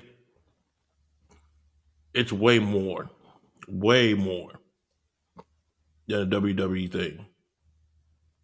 This is an endeavor. This is a box. I'm gonna get another contract thing. And they're stacking. If you notice, they're stacking SmackDown up, so them viewers can go big on Smack on that contract they're trying to do the next year. Because they're gonna bring them numbers back up with all the top people on SmackDown, get the contract, and then they're gonna play around again. It's a strategic move to get that contract. But can I throw something out there before we move on to the next subject? Say that again. I want to bring something up that I bring up earlier before we move on to the next topic. Okay. It's an assault to Roman Reigns that they're going to talk about his reign like that, and say you ain't going to have one champion running both shows. But they haven't addressed the undisputed, unified WWE Tag Team Championships. That's held by two guys that's not even a real tag team. If you're going to split up, if you're going to have a new world champion, what are we doing about the tag titles? Who knows? I mean, But if you're going to have two belts, though, you want Big Gold and an FTW title. I'm a better champion than Roman. Well, you're not just the champion of SmackDown, you're champion in our hearts, Motown. So I'll give you that one. But Bobby, you do have a good point though, in that that this whole thing could be a purely corporate decision. But eventually, this gamble, I think, WWE is going to lose. This is going to drive people away. I agree. Yeah, but this is the problem. And then we got to get to the next subject real quick. But that's why I don't think WrestleMania was supposed to go the way it did. I think they made that deal Friday and said, but this is the deal. If we purchase it, we want Roman Reigns to still be champ. And I'm telling you, money makes people do things. No, the WrestleMania went exactly how it was planned. They don't like roads. I didn't say it was definitely that. I said I think it could have been one of the scenarios. It could be possibly. You remember when Cody Rhodes threw that sledgehammer at the throne? Yeah, I was there live. Yes, that was the reason we got what we got at WrestleMania. Well, of course it was, but that was before the merger. I mean, it was after the merger. It had nothing to do with the merger. It had to do with Cody Rhodes' action when he left WWE the first time. But I guarantee you, if it never said, "Hey, we're not buying you unless Cody Rhodes the champ," they would have made Cody Rhodes the champ. They would have called an audible, and Triple H would have been mad as fuck. Triple H would have fought it. This McMahon would have been like, "Shut the fuck up. We're doing this because this is about business." Y'all underestimate how petty Triple H is. Oh no, I can believe Triple H is that petty. Yes. Yeah, and he's it petty as Dave Chappelle. Wait, Chris is not here to enjoy what I'm about to say. I won $40. I didn't bet on the wrestling match. I bet on Triple H's pettiness. Well, the reason you won that money is because WWE doesn't believe, or at least their creative team doesn't believe in following through things logically. So that was a good bet on your part that they would go the illogical direction. But like I've said before, I don't feel sorry for Cody. He signed a contract, he made his bed, and he made a bad creative decision for his career, and eventually it's going to bite his ass. Rob, tell the truth. You mad because you left AEW? Just say it. No. You mad because you left the kids? But when we talk about the decision Cody Rhodes made and him not winning a world title, that was the same decision he made in AEW, Mister. I'm never going to wrestle for the world title. That's Yep. why I'm not angry he left AEW, because he did that to himself. Cody has some kind of psychological career self-destruction mechanism inside his head. I don't know why he has that. Maybe it's something about like his dad or something, but he's career self-destructive in his brain. He wouldn't No. he I don't know. Yeah, I don't know either. No. Because even when he did that shit, I remember the Elite was looking at him like, this motherfucker crazy. Mm-hmm. I really, but yeah, I don't feel sorry for Cody. As much as you talk shit about the Young Bucks, Adam Page, and Kenny Omega, all four of them were looking at Cody Rhodes like, this motherfucker done lost his mind. Well, Cody was part of the Elite, at least to some degree. How the hell can they look at him like that when they're about to get bent over, smacked around, laid out with all types of KY jelly when it comes to CM Punk and FTR? Giving them the business! All up Okay, you put that more delicately than thank you for doing that, Mastermind. They're going to ram it! Thank you for joining us on FTW. I was 28. trying to stop. Oh. Bobby, I am so sick of all your Elite shit, your comments, all that. What you just said was blasphemy, because FTR and CM Punk have no intention whatsoever of using any KY in this fucking. Thank you for joining us on FTW Future Focus. I'm done! Why is this edition so anal? For God's sake! Move to a different orifice! You lost me on the smoother! Bobby, you lost me on the Thank you for KY. joining You us on lost me on the FTW. KY. Oh, God. Draft! I am Move done. on to the draft! Oh, my God. I'm freaking done. Uh, Next subject. Oh, wow. I'm ready to cry. I'm ready to retire. Jesus. I swear to you guys, I one show I am going to ban the thank you for joining us. I one day, one episode soon, I'm gonna ban it, and I'm just gonna let it all go. I can't wait. Oh my God! I can't wait. Draft. Let's finish it up. Yes, the WWE draft. I'm so choked up after that statement, I can't even talk.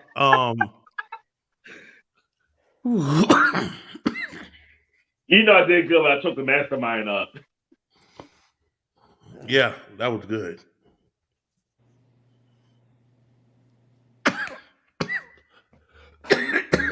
Ooh.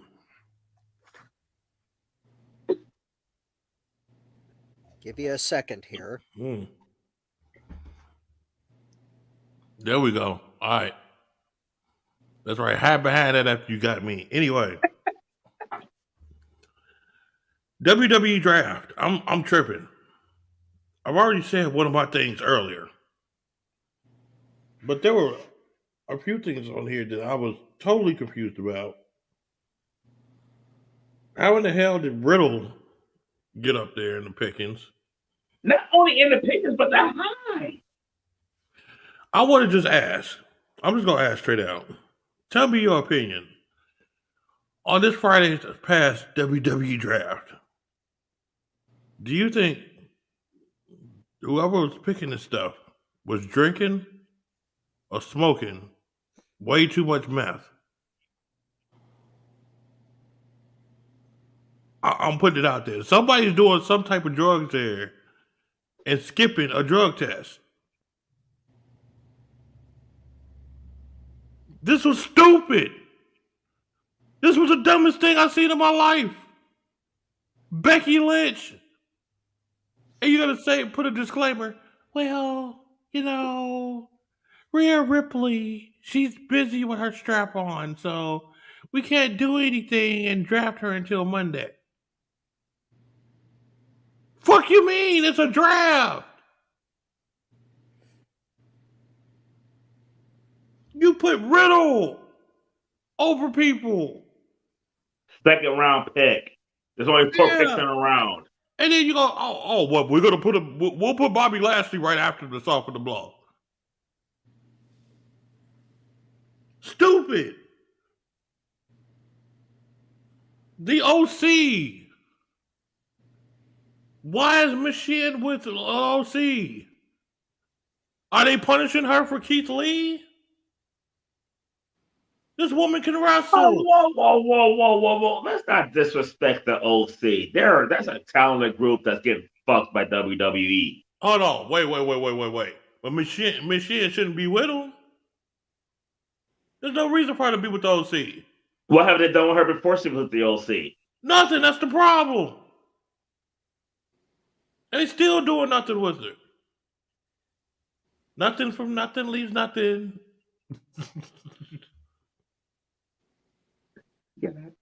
I mean, I'm just saying. Indy fucking Hartwell. Well, I can't even wait to talk about that one on my turn. I'm sorry. I'm all up for the people to come from the Indies to come through. Indy Hartwell ain't one of them. You got Tiffany fucking Stratton. You got Gigi Dolan. How do you call up Horseface?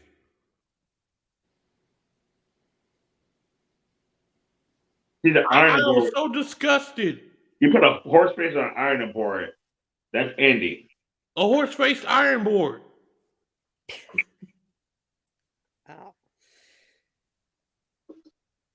Are we lying, Rob? This was Nikita Lyons. How? How do you do this? How do you make this grave mistake like this? Okay, part of the draft was cool. Bianca Belair, yeah, she should have been second. On point. Perfect placement, perfect fit. Of course, Cody Rhodes #1. I agree with that. Solo and Roman Reigns. I agree with that. Street Profits. I agree with it. Where they're at. They kept them together. I was happy. Yes, because I thought they was definitely gonna separate them. But how do you have Becky Lynch third? How do you not have Nikita Lyons? How do you not have Cora and Jade step up in the tag team women's division up to the main roster? I'm sorry. This was the dumbest thing I've seen in my life. This was the dumbest thing I've seen in my life. If I'm wrong, somebody tell me that I'm wrong. Rob, take over because I'm going to keep going about this. We'll be in here until tomorrow evening when fucking Raw comes on, and I'm still going to be cussing the fuck out. Bobby, here's the mistake you're making about this. And I'm not saying that you're wrong. You're absolutely on point with the points you're making. The reason that none of this makes sense to you is because you are making the perfectly logical assumption that the WWE's draft has rules like the NFL's does. It doesn't. It doesn't. All of these illogical decisions are being made by a creative team that doesn't have the slightest fucking clue what the NFL draft actually does and how to set it up correctly. They don't know how to do that. All they're doing is taking random names from one side or the other and switching them. There's no rhyme or reason to this bullshit. What is not switching? Well, either they're switching or they're staying the same. They're basically just randomly switching shit up so that they can have a soft reboot of every storyline in the company to where they can try to force us to forget everything that happened last year and digest the diarrheic dribblings that they're going to have this year in the booking committee. So the mistake you're making, Bobby, is that you're thinking this is logical. It is not. Especially when the Raw Women's Champion can be randomly switched to SmackDown and create the problem of having to either vacate a title or have both women's champions on one show. Tony, you mentioned the tag titles later.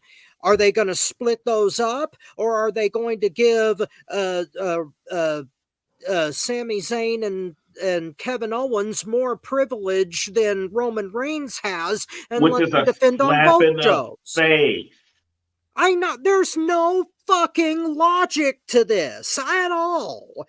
And that's why, number one, the draft was done away with in the first place. And number two, why they should have come up with concrete rules for the draft to begin with. Not to mention that they came up with a bullshit title so that they didn't have to put the Universal Championship on another show than the World Championship. It's mind-boggling, mind-numbingly stupid, and the shit that they're going to do on Monday night on Raw to continue it, but the other 50% may potentially be worse. Not to mention the fact that they could completely screw up NXT this way. They've already taken 2 of their title holders, which means they're going to have to vacate 2 belts already, both in the women's division. This is fucking insane. And you know I don't drop F-bombs without a purpose on this show, but that's how I feel about this draft. It rubs my skin against the grain like sandpaper on your eyes. The fuck it don't. Marcus, please calm us all down. I know you can do it because you're the calm one here. So please do calm us down, bro. Fuck that. Get wild. We all know what the draft is. This is a WWE piggybacking off the NFL draft, hoping to draw ratings. That's why we were talking about earlier, Bobby. This is why. I mean, you gotta think about it. If this was a legit draft, we all know all the top picks would have went first. But just think about it. Let's look at the viewership of Thursday's draft and look at the viewership of Saturday's draft. Nobody's watching that shit on Saturday. We don't know who the hell those people are. So the same thing with Monday Night Raw. This is supposed to get viewers to both shows. That's why we're not seeing Rhea Ripley and Charlotte and some other names drafted to where they should be. I mean, nothing about the draft makes sense. How you can take one pick and draft a fraction of 4 wrestlers. I mean, the whole thing is fucking stupid. I wish they would do away with the draft. All they do is look at it and say, Riddle hasn't been on SmackDown around. Let's put him back. Oh, so-and-so ain't been on Raw. Let's put him back on a thing. I mean, switching champions is always a stupid thing. The only thing stupider is drafting NXT champions who you just gave the belt to. I mean, a couple of weeks ago, literally. Now you're telling me they're on the main roster. I mean, nothing about the draft is just simple. You have to look at it for what it is, to pique some interest, to draw viewership. So you can't expect nothing from this shit to make sense at all. It's ridiculous. Yeah. I mean, it's one of those things that as a fan, it piques our interest to see who's going where and the potential storylines. The only thing that I came away from this thinking, we might finally get Roman against Lashley again, because we haven't seen that in a couple of years. That's the only thing that I'm excited about from this draft. I take away from it. Other than that, I look at it for what it is. It's just a rating straw. That's it. Tony, have fun. All right, I'm gonna try to make this quick so we get to our Backlash predictions. You put titles on. You put the women's titles on a new tag team champion and new women's champion just to draft them.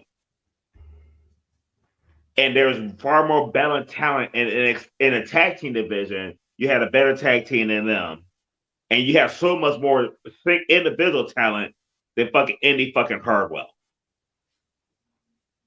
And in my opinion, on Monday, we're going to see the North American champion drafted and the NXT tag team champion drafted, because the SmackDown took the women's champions, They're gonna take those men's champions. The only champion they're gonna have in NXT is gonna be Carmelo Hayes. Splitting it up like they did was fucking bullshit. If, like you said, if you could draft multiple people, why did we ever have a tag team split up in a draft? Why would I draft one wrestler from a tag team if I could just pick the team and take two? See, that's the thing, Tony. There needs to be concrete rules, and there are no damned rules. That's why we have these questions. That's why this stupid crap happens every time they do the draft. Make some goddamn rules and stick with them. But that's how WWE covers up for their fuck ups. Is like they can always fall back on.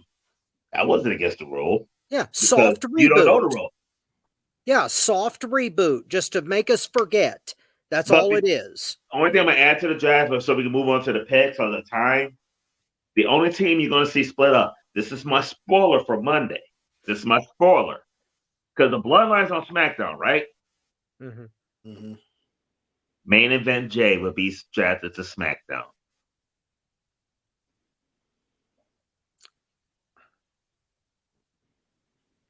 Actually, I think two teams might split. You may see Otis split from Gable, maybe. Yeah, you definitely gonna see that. No, that's what's definitely coming though. But yeah, this draft is gonna be the split of the Usos. Jimmy's gonna be on Raw alone. Roman taking Main Event Jay. That would be interesting. All right, let's get on to the Backlash. We're giving so many Backlash today, and it's something that I saw, and I just looked up where I had to close my eyes and pray. They're about to do my girl wrong, and I'm going to start it off with this. At Backlash, and I didn't know this, Bianca Belair is defending her title against Io Sky. Answers all the questions right there. Wait, Bobby, were you smoking already? Huh? Were you smoking already? No, that was on the thing where I looked it up. No, like I'm talking about. You think that Io might take the title? You think not? I absolutely 1,000% not. I don't think it should happen, but I think they're going to end up doing that. That's what I figured. Have you been smoking? I didn't get my secondhand smoke. The fuck? No, is it? Do I want to? Do I want that to happen? Hell no. But the way they setting stuff up now, they haven't drafted Rhea Ripley. Rhea Ripley is the SmackDown champion. It's all falling in line. Now this match. Wait. But Rhea Ripley is on. No, but Bianca Belair is a Raw champion on SmackDown. Io Sky's on SmackDown too. Damage Control got drafted to SmackDown. Yeah, but Bianca is the Raw Women's Champion, so it would make no sense. If Io won the title, you'd still have the same damn problem. Exactly. That's why these rules need to be there. But this is the thing, though. Fox wants all the big name people. Who is the person that they can let go or just go to Raw? Because they've been playing that little note anyway between Io Sky and them. Yeah, but she was drafted as Damage Control, though. They drafted all three. She's on the SmackDown roster. But the twist is, since she won the Raw belt, she has to go to Raw. But is that the rule? Control. Is that the rule, though? Yeah. No, that's not a rule, Bobby. Yeah. That is a rule. Oh. No. How's that a rule? See, I'm confused now. Exactly. Because I thought that's what they said. That the SmackDown champion has to stay on SmackDown, and the Raw champion has to be on Raw. Well, and they didn't say that. Title since Roman Reigns. No, the only thing they said was the Raw champion's on SmackDown now. See, that's the whole problem. You guys just demonstrated. You guys just I still think they're gonna pull some shenanigans. I still think they go. But can I go next? Because I'm gonna piggyback on what you said. So can I go next? EO. I'm picking EO. Okay, Bobby's picking EO. Tony, you're picking Bianca. Bianca Belair. And here's why.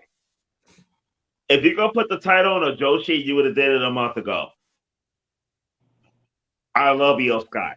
So before I say what I'm gonna say, I love Io Sky. Tremendous talent, fine as fuck. Fuck that. I will lick her fucking ass. Thank you for joining us on FTW Future Focus. Oh my god! But if you even considering putting the title on Io Sky, there was no reason for Bianca to beat Asuka. No. Because for the WWE, granted, arguably, them two are some of the top wrestlers in the division. Io Sky is right up there in ring talent with Asuka, but Asuka's a bigger name. You don't have Bianca beat Asuka and then lose to Io Sky. That makes no logical sense whatsoever unless Io Sky was still on Raw. But we have a better idea how this is going to go tomorrow when Raw drafts Rhea Ripley. And they're going to draft Rhea Ripley because that's what happens when one brand drafts the other women's champion, the other brand drafts the other women's champion. So that's going to be an issue of like the title and everything. We're going to get another title swap. So there's no reason for no shenanigans on Saturday or Sunday, whenever the pay-per-view is. Bianca Belair is going to beat Io Sky just like she beat Asuka. It'll be an insult to Asuka if Io Sky wins this title at Backlash. Okay, Marcus, what's your take here? I mean, I think it's definitely going to be Bianca. Even though I ain't gonna lie, I like the idea of if they put on Io Sky and have Bayley be her manager. Now I gotta admit, I kind of like that scenario, but Bianca is too popular right now. I mean, she's doing too much outside of the wrestling ring for them, and she's not. I wouldn't be surprised if she has that belt to WrestleMania again. So I don't see her losing this belt at all. And let me state this, Marcus, I agree with you.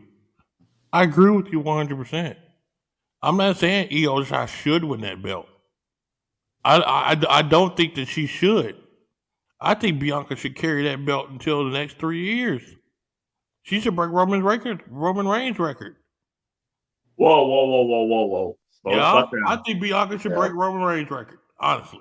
Okay, I didn't say that long now, but I am. I'm stepping. I'm saying it like that. But my thing is this: this stuff that's happening with this draft is too confusing. It's too stupid, and I can see them do some dumb shit, like let Io Sky beat her, so they could do it. And it's too prevalent right now. It's too strong. The stench of the shit is too strong for me to ignore it.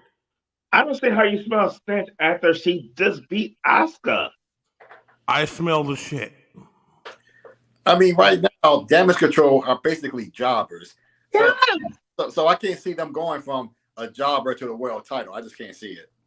I'm telling you. I agree with Bobby. I'm picking EO, and I'm not. But the reason I'm doing it is because it's illogical, Marcus.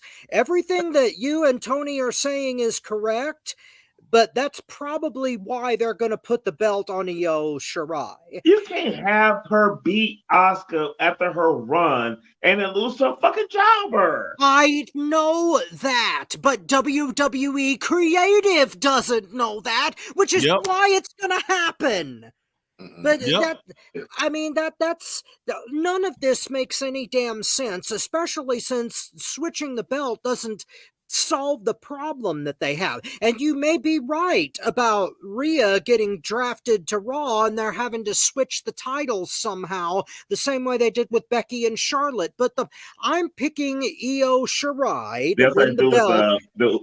What was it, Usos and the Street Profits, or was Street Profits a New Day? Because they did with tag titles too. I haven't the slightest idea, but what I do know is that the option that makes the least sense is Io winning. So that is real quick, basketball update. Steph freaking Curry put a 50 on him. in Game 7. Oh, did they win? It's still going on, but they winning. Oh, okay. How much? I went for the score comeback. Last I saw, it was up like double digits, like 12 or 14. Oh, wow. Okay. Okay. Next match, Bobby. 115.91 with 2:39 left. Oh, that's over. Okay. Well, Bobby, what's our next match for Backlash? Who's Can't that? hear. Who is next? No, what's the next match? I think We're all What's the winning. next match? Oh yeah, that's right. Oh, let me cross him out. God dog it. I knew I had an empty space here. I'm like, what the fuck is an empty space here for? All right. Chris, Let's go to this one. This one's going to be easy. Do we really got to talk about this? Next to you. Do we really got to talk about this? Which one? Seth versus Almost. Oh God, no. Oh, Jesus. Real quick. Anybody pick on Almost? No. No. Oh, move on. Next match for the U.S. Championship. Theory versus Lashley versus Bronson Reed. Marcus, go first. I'm picking Theory. I somehow or the other, Lashley and Reed gonna cancel each other out, and Theory's gonna sneak in and get the cover, or some after a spear or splash off the rope or some shit like that. So I'm going with Theory.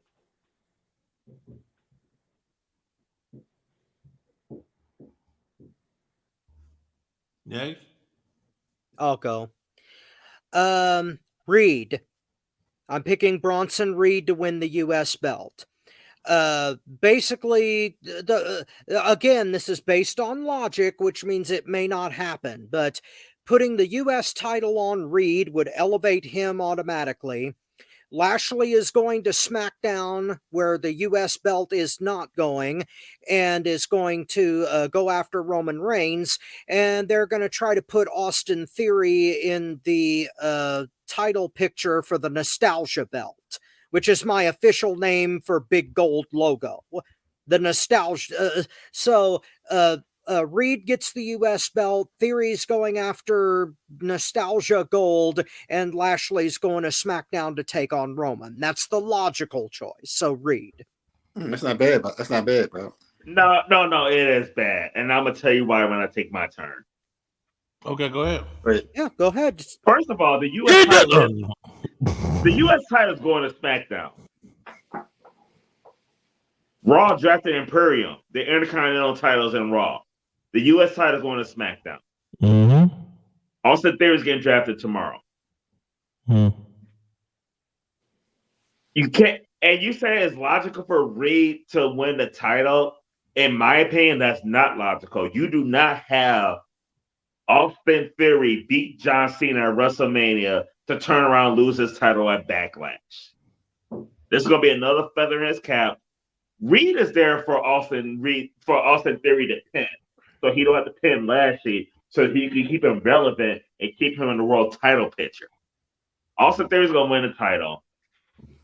The title's going to be on SmackDown because IT title's on Raw, and you can still plug in Bobby Lashley into the world title picture. All right. I'm going against the grain. I'm going Reed. Reason being is because I think both of them to go to the world title picture, Theory and Bobby Lashley. They got to drop it off to somebody, and Reed is the most impressive dude there. Go ahead and have that title on. He hasn't been called up for a month, and he makes history by getting the belt that quick. Newsworthy to me. I take Reed.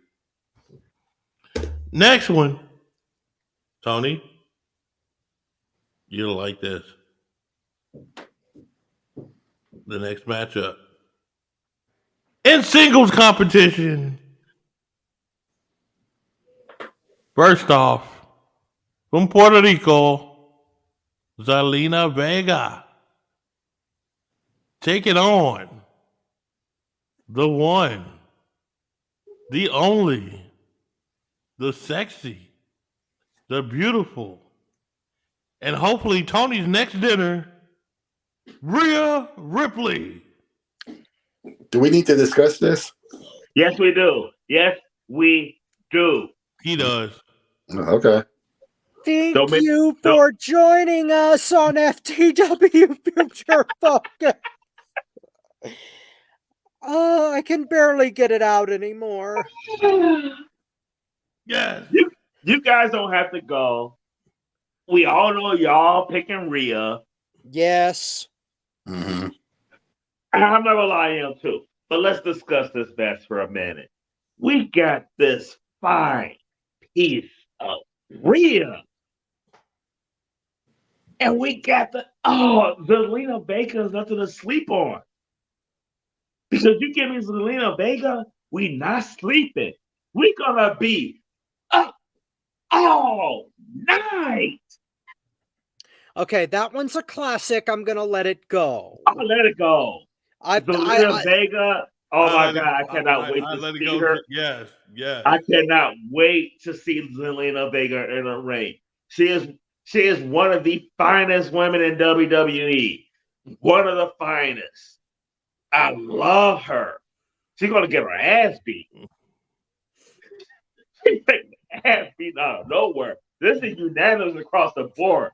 So I speak for the entire team when I say Rhea Ripley's gonna be the dog shit out of her, but it's gonna be enjoyable to watch. It's gonna be enjoyable to watch. I can't wait for her entrance because that'll be the best part of it. Because everything after the match, after the bell ring, is not gonna be good for her. But I cannot wait to see that Latina in the ring.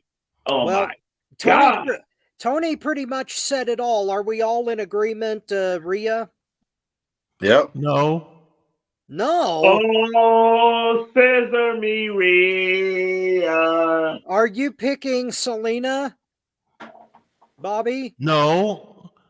I'm picking Rhea because Tony's gonna do something to her where she won't make it to the match the next day. No, I'm gonna just tell both of them. They're gonna make a Tony sandwich out of me. Thank you for joining us on FTW Future. Oh my God! Ladies and gentlemen, dinner is on the table. Thank you for joining us on a. We gotta be close to a damn record again. We're at 33. Oh, and for Rob, God's sake! I'm gonna put the bologna in both their sandwiches. Oh, thank you for joining us on FTW. That's making it an all-meat hoagie. Thank you for joining us.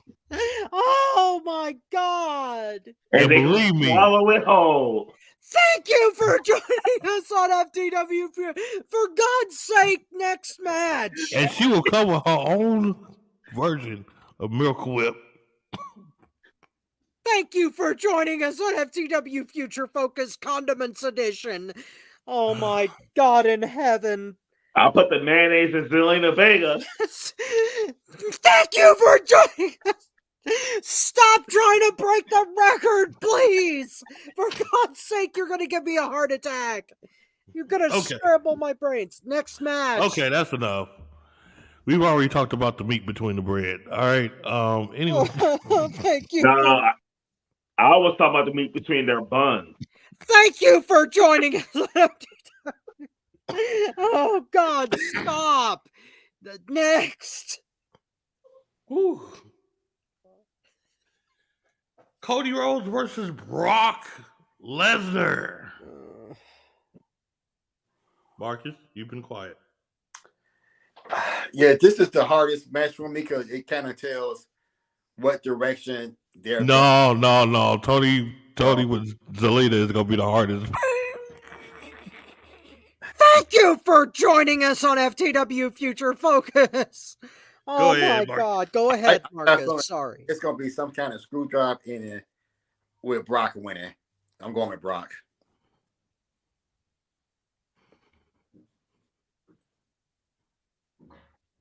Who you picking? I said Brock. Oh, my bad. He just said Brock. Yeah.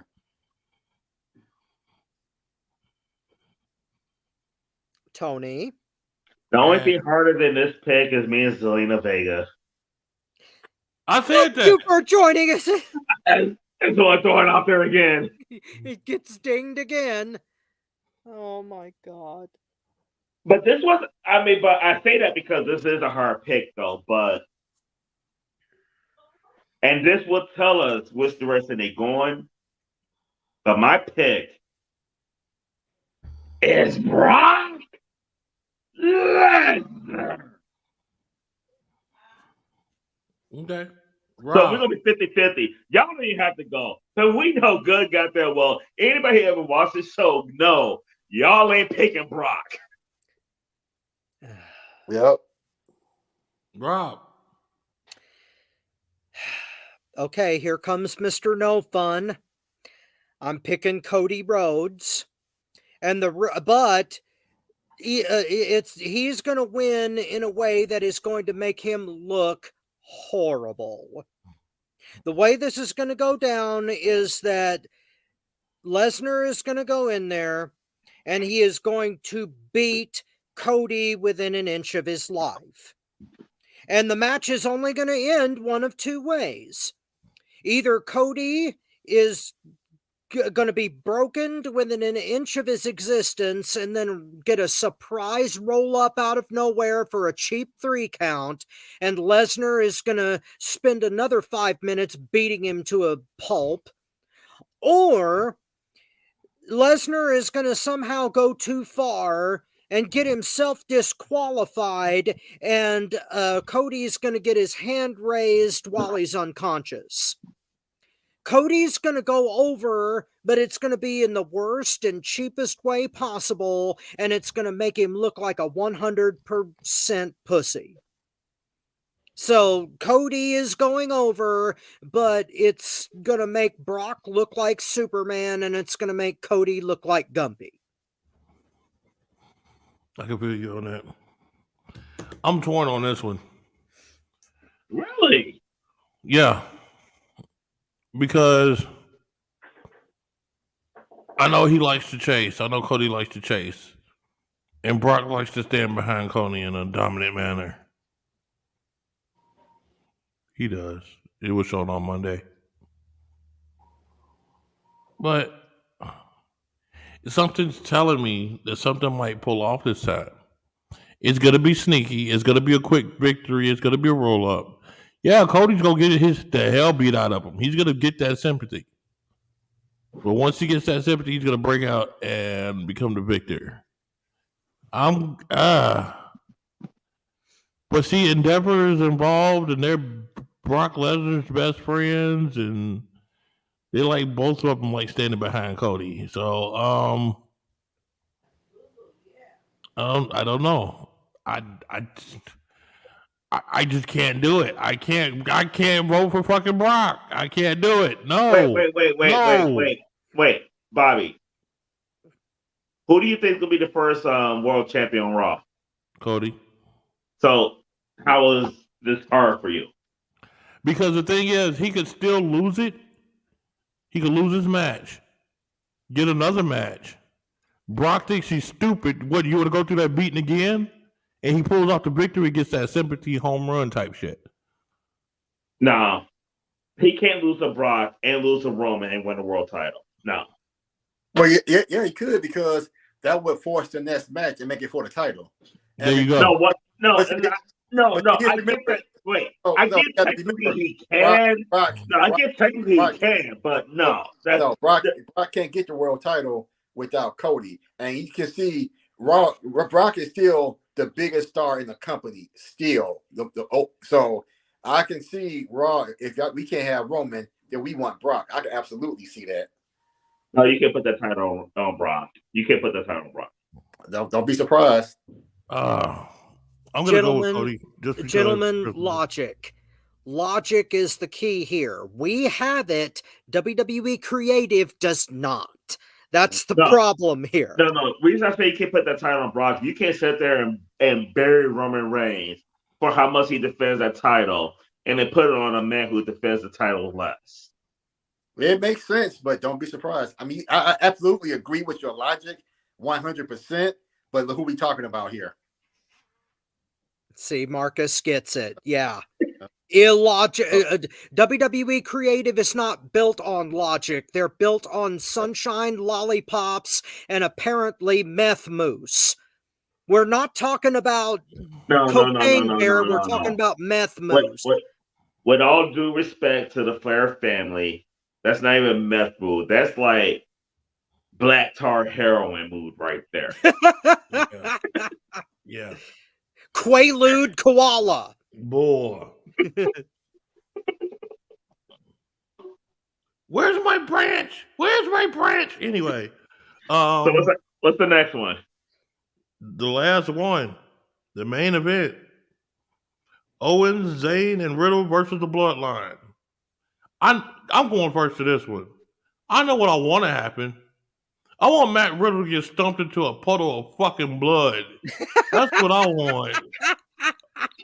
I want him beat like I want the Elite beat. I want somebody to beat him like his mom was black and she just saw him steal out the stove. Hello, darkness, my old friend. Boy. I've come to talk with you again. It's going to sound like a kung fu flick. I don't want Riddle getting shit. Fuck him and his giraffe coming out of ass. Fuck him. And it sucks that Zayn and Owens got to be stuck with that goofy looking motherfucker. We only got one fucking reason to cheer for him, and that's because he believes in the same three numbers as I do. Other than that, fuck him. He's a fucking, oh God. Bloodline all day long, and it's only because of Riddle. I want Bloodline to draw the blood from that motherfucker.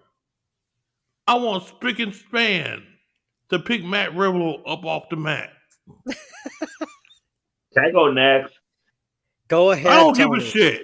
Go ahead, Tony. Because Bloodline, same reason. But we do have another match after this one. Oh, shit. Okay. You saw it? No. Bad Bunny and Damian Priest. Oh, God. I didn't say it was a good match. I didn't say it was a good match, but we had another one. But Bloodline, same reason. Matt Riddle taking the pin. 1D done. Actually, Samoans fight into the 1D done. And I got the whole world in my hand. Oh man, you brought out a Bray Wyatt rocking chair reference out of that match. Now that's thinking outside the box. I started rocking and I thought about that. Yeah, wouldn't that be better? if Rhea had the whole, you know. Thank you for joining us on FTW Future. In her hand. Thank you for joining us on FTW Future Focus. Let me go next. Step up to the mic, Rhea. Anyway, let me go next because mine's really simple. Logically, it should be Zayn, Owens, and Riddle. Because if they're going to break up the bloodline, like Tony is saying, then it makes sense that they would lose. So I'm gonna go against the grain and say Zayn, Owens, and Riddle. Marcus. Well, Rob, for the exact reason you said, I'm going with the baby faces because I think this is going to further the storyline of more dissension. Except now it's going to be between the brothers. The Usos. Solo was going to have issues with his brothers now, and you already see that storyline coming. So I'm going with the baby faces. Okay. Okay. Okay. Right, last match. Bad Bunny taking on Damian Priest. I think Rob should go first on this. Yeah. Yes, I should go first. You know why? Go. Because this is my official second time saying don't give a fuck. That's my pick for this match. I give less than a thimbleful of piss for what happens in this match. A thimble? A thimble. A minuscule amount, less than a squirt of urine for this match. I don't care who wins. You guys can have it. Tony. The sad part about it is I firmly believe the best performer in this match is going to be Bad Bunny. I think Bad Bunny is going to outperform Damian Priest, just like he outperformed Damian Priest when they were tag team champions at WrestleMania. He's not losing in Mexico. He's not. Puerto Rico. You saw your celebrity count the lights or look at the lights at WrestleMania. It ain't happening in Backlash. Bad Bunny's winning over Damian Priest. Damian Priest. When's the last time Damian Priest beat somebody one-on-one? Like I said, thimble, just small thimble for the pinky finger. The one thing I do like about Bad Bunny is he could go in the ring though. Like he's actually one of the better in-ring performers for celebrities though. He's way better than Jackass. I'm better than Jackass. I could have gone into the ring last night and put on a better match than Johnny fucking Knoxville. I have to evaluate you with your hip tosses. Well, I would gladly give it a try, and I guarantee it would look better than that match. Okay, also real shit. Who's next? Marcus. Yeah. I'm going with Bad Bunny because celebrities don't lose. And because this is some kind of street fight or hardcore match, to quote my guy, lazy booking, that it's going to be all kind of outside interference from Ray, from LWO, from Judgment Day. So, and they're going to cause Priest to lose. So I'm going with Bad Bunny. Bobby. Okay. Bobby. You all right? Yeah. But Bobby gets tossed together real quick. If this was Bad Bunny versus Dominic Mysterio, my pick would have been different. You ready, Bobby? I think we're still gonna see the same. It's gonna be Bad Bunny. And it's a no holds barred. Yeah. That gives them a leeway. You got the LWO. They're gonna come out. I mean, Damian Priest's auntie's mad at him, so she ain't coming. You know. I mean, Rey Mysterio and them got all types of friends and family there. They're gonna be there. I just see it as one big giant gang fight. It's like 26 in California. They getting there. Real quick before we go off the air, though, before you wrap us up and before we go to James Brown. Is the LWO, this version of it, the first faction we've ever seen go from like one faction to another with no change whatsoever other than the name? Yeah, this has been awful. This has just been terrible. It's awful. You didn't create a new faction. You renamed a faction. Like, have we ever seen that? Yeah, this is absolutely horrible. I'm not really sure. I would have to look this up, but it might be a first. But we need to do our research, and we need to research this. And anybody watching, make sure you like and subscribe. But throw your input on this as well too, because I'm legit wondering. I don't remember. I mean, making one faction a different faction with the exact same people. Well, the closest thing that I can think of is like the NWO reboot that was led by Jeff Jarrett and Bret Hart. Yeah, the only other one I can think of is Nexus with CM Punk and a few of them guys in there. That's the only I can think of close to it. Well, yeah, they didn't change the faction or the name; they just changed a leader. So that's close. But yeah, the closest thing I can think of is Jeff Jarrett's NWO, where they just took the name and had their own group of people. But you may be right, Tony. It could be unique. I just don't remember it. Yeah, true. All right, well, guys, that's our show for today. Oh, whoa. The record's 43, right? Yeah. No, well, I thought it was 43. It might the record's 43. Cool. Why? Chris Stratus and Mandy Rose on Daddy like Josh. Thank you for joining us on FTW Future Focus. We Yes, tied a record today. We What? tied a record today. Tony. Oh. So Yeah. would you say you would have both of them and spread them around? Thank you for joining us on FTW Future Focus. We might as well make it 45. To hell with it. Hey, yeah, let's poke at that. No, stop. For the love of God. James Brown. Oh. What happened? I'm going to put it on him like Josh. Oh, God. Thank you. I thought we were stroking for greatness. I'm going to put some greatness in AJ Lee. Thank you for joining us on FTW Future Focus. Bobby, for the love of God, outro. Well, guys, I do want to thank you for joining in here on the FTW Future Focus.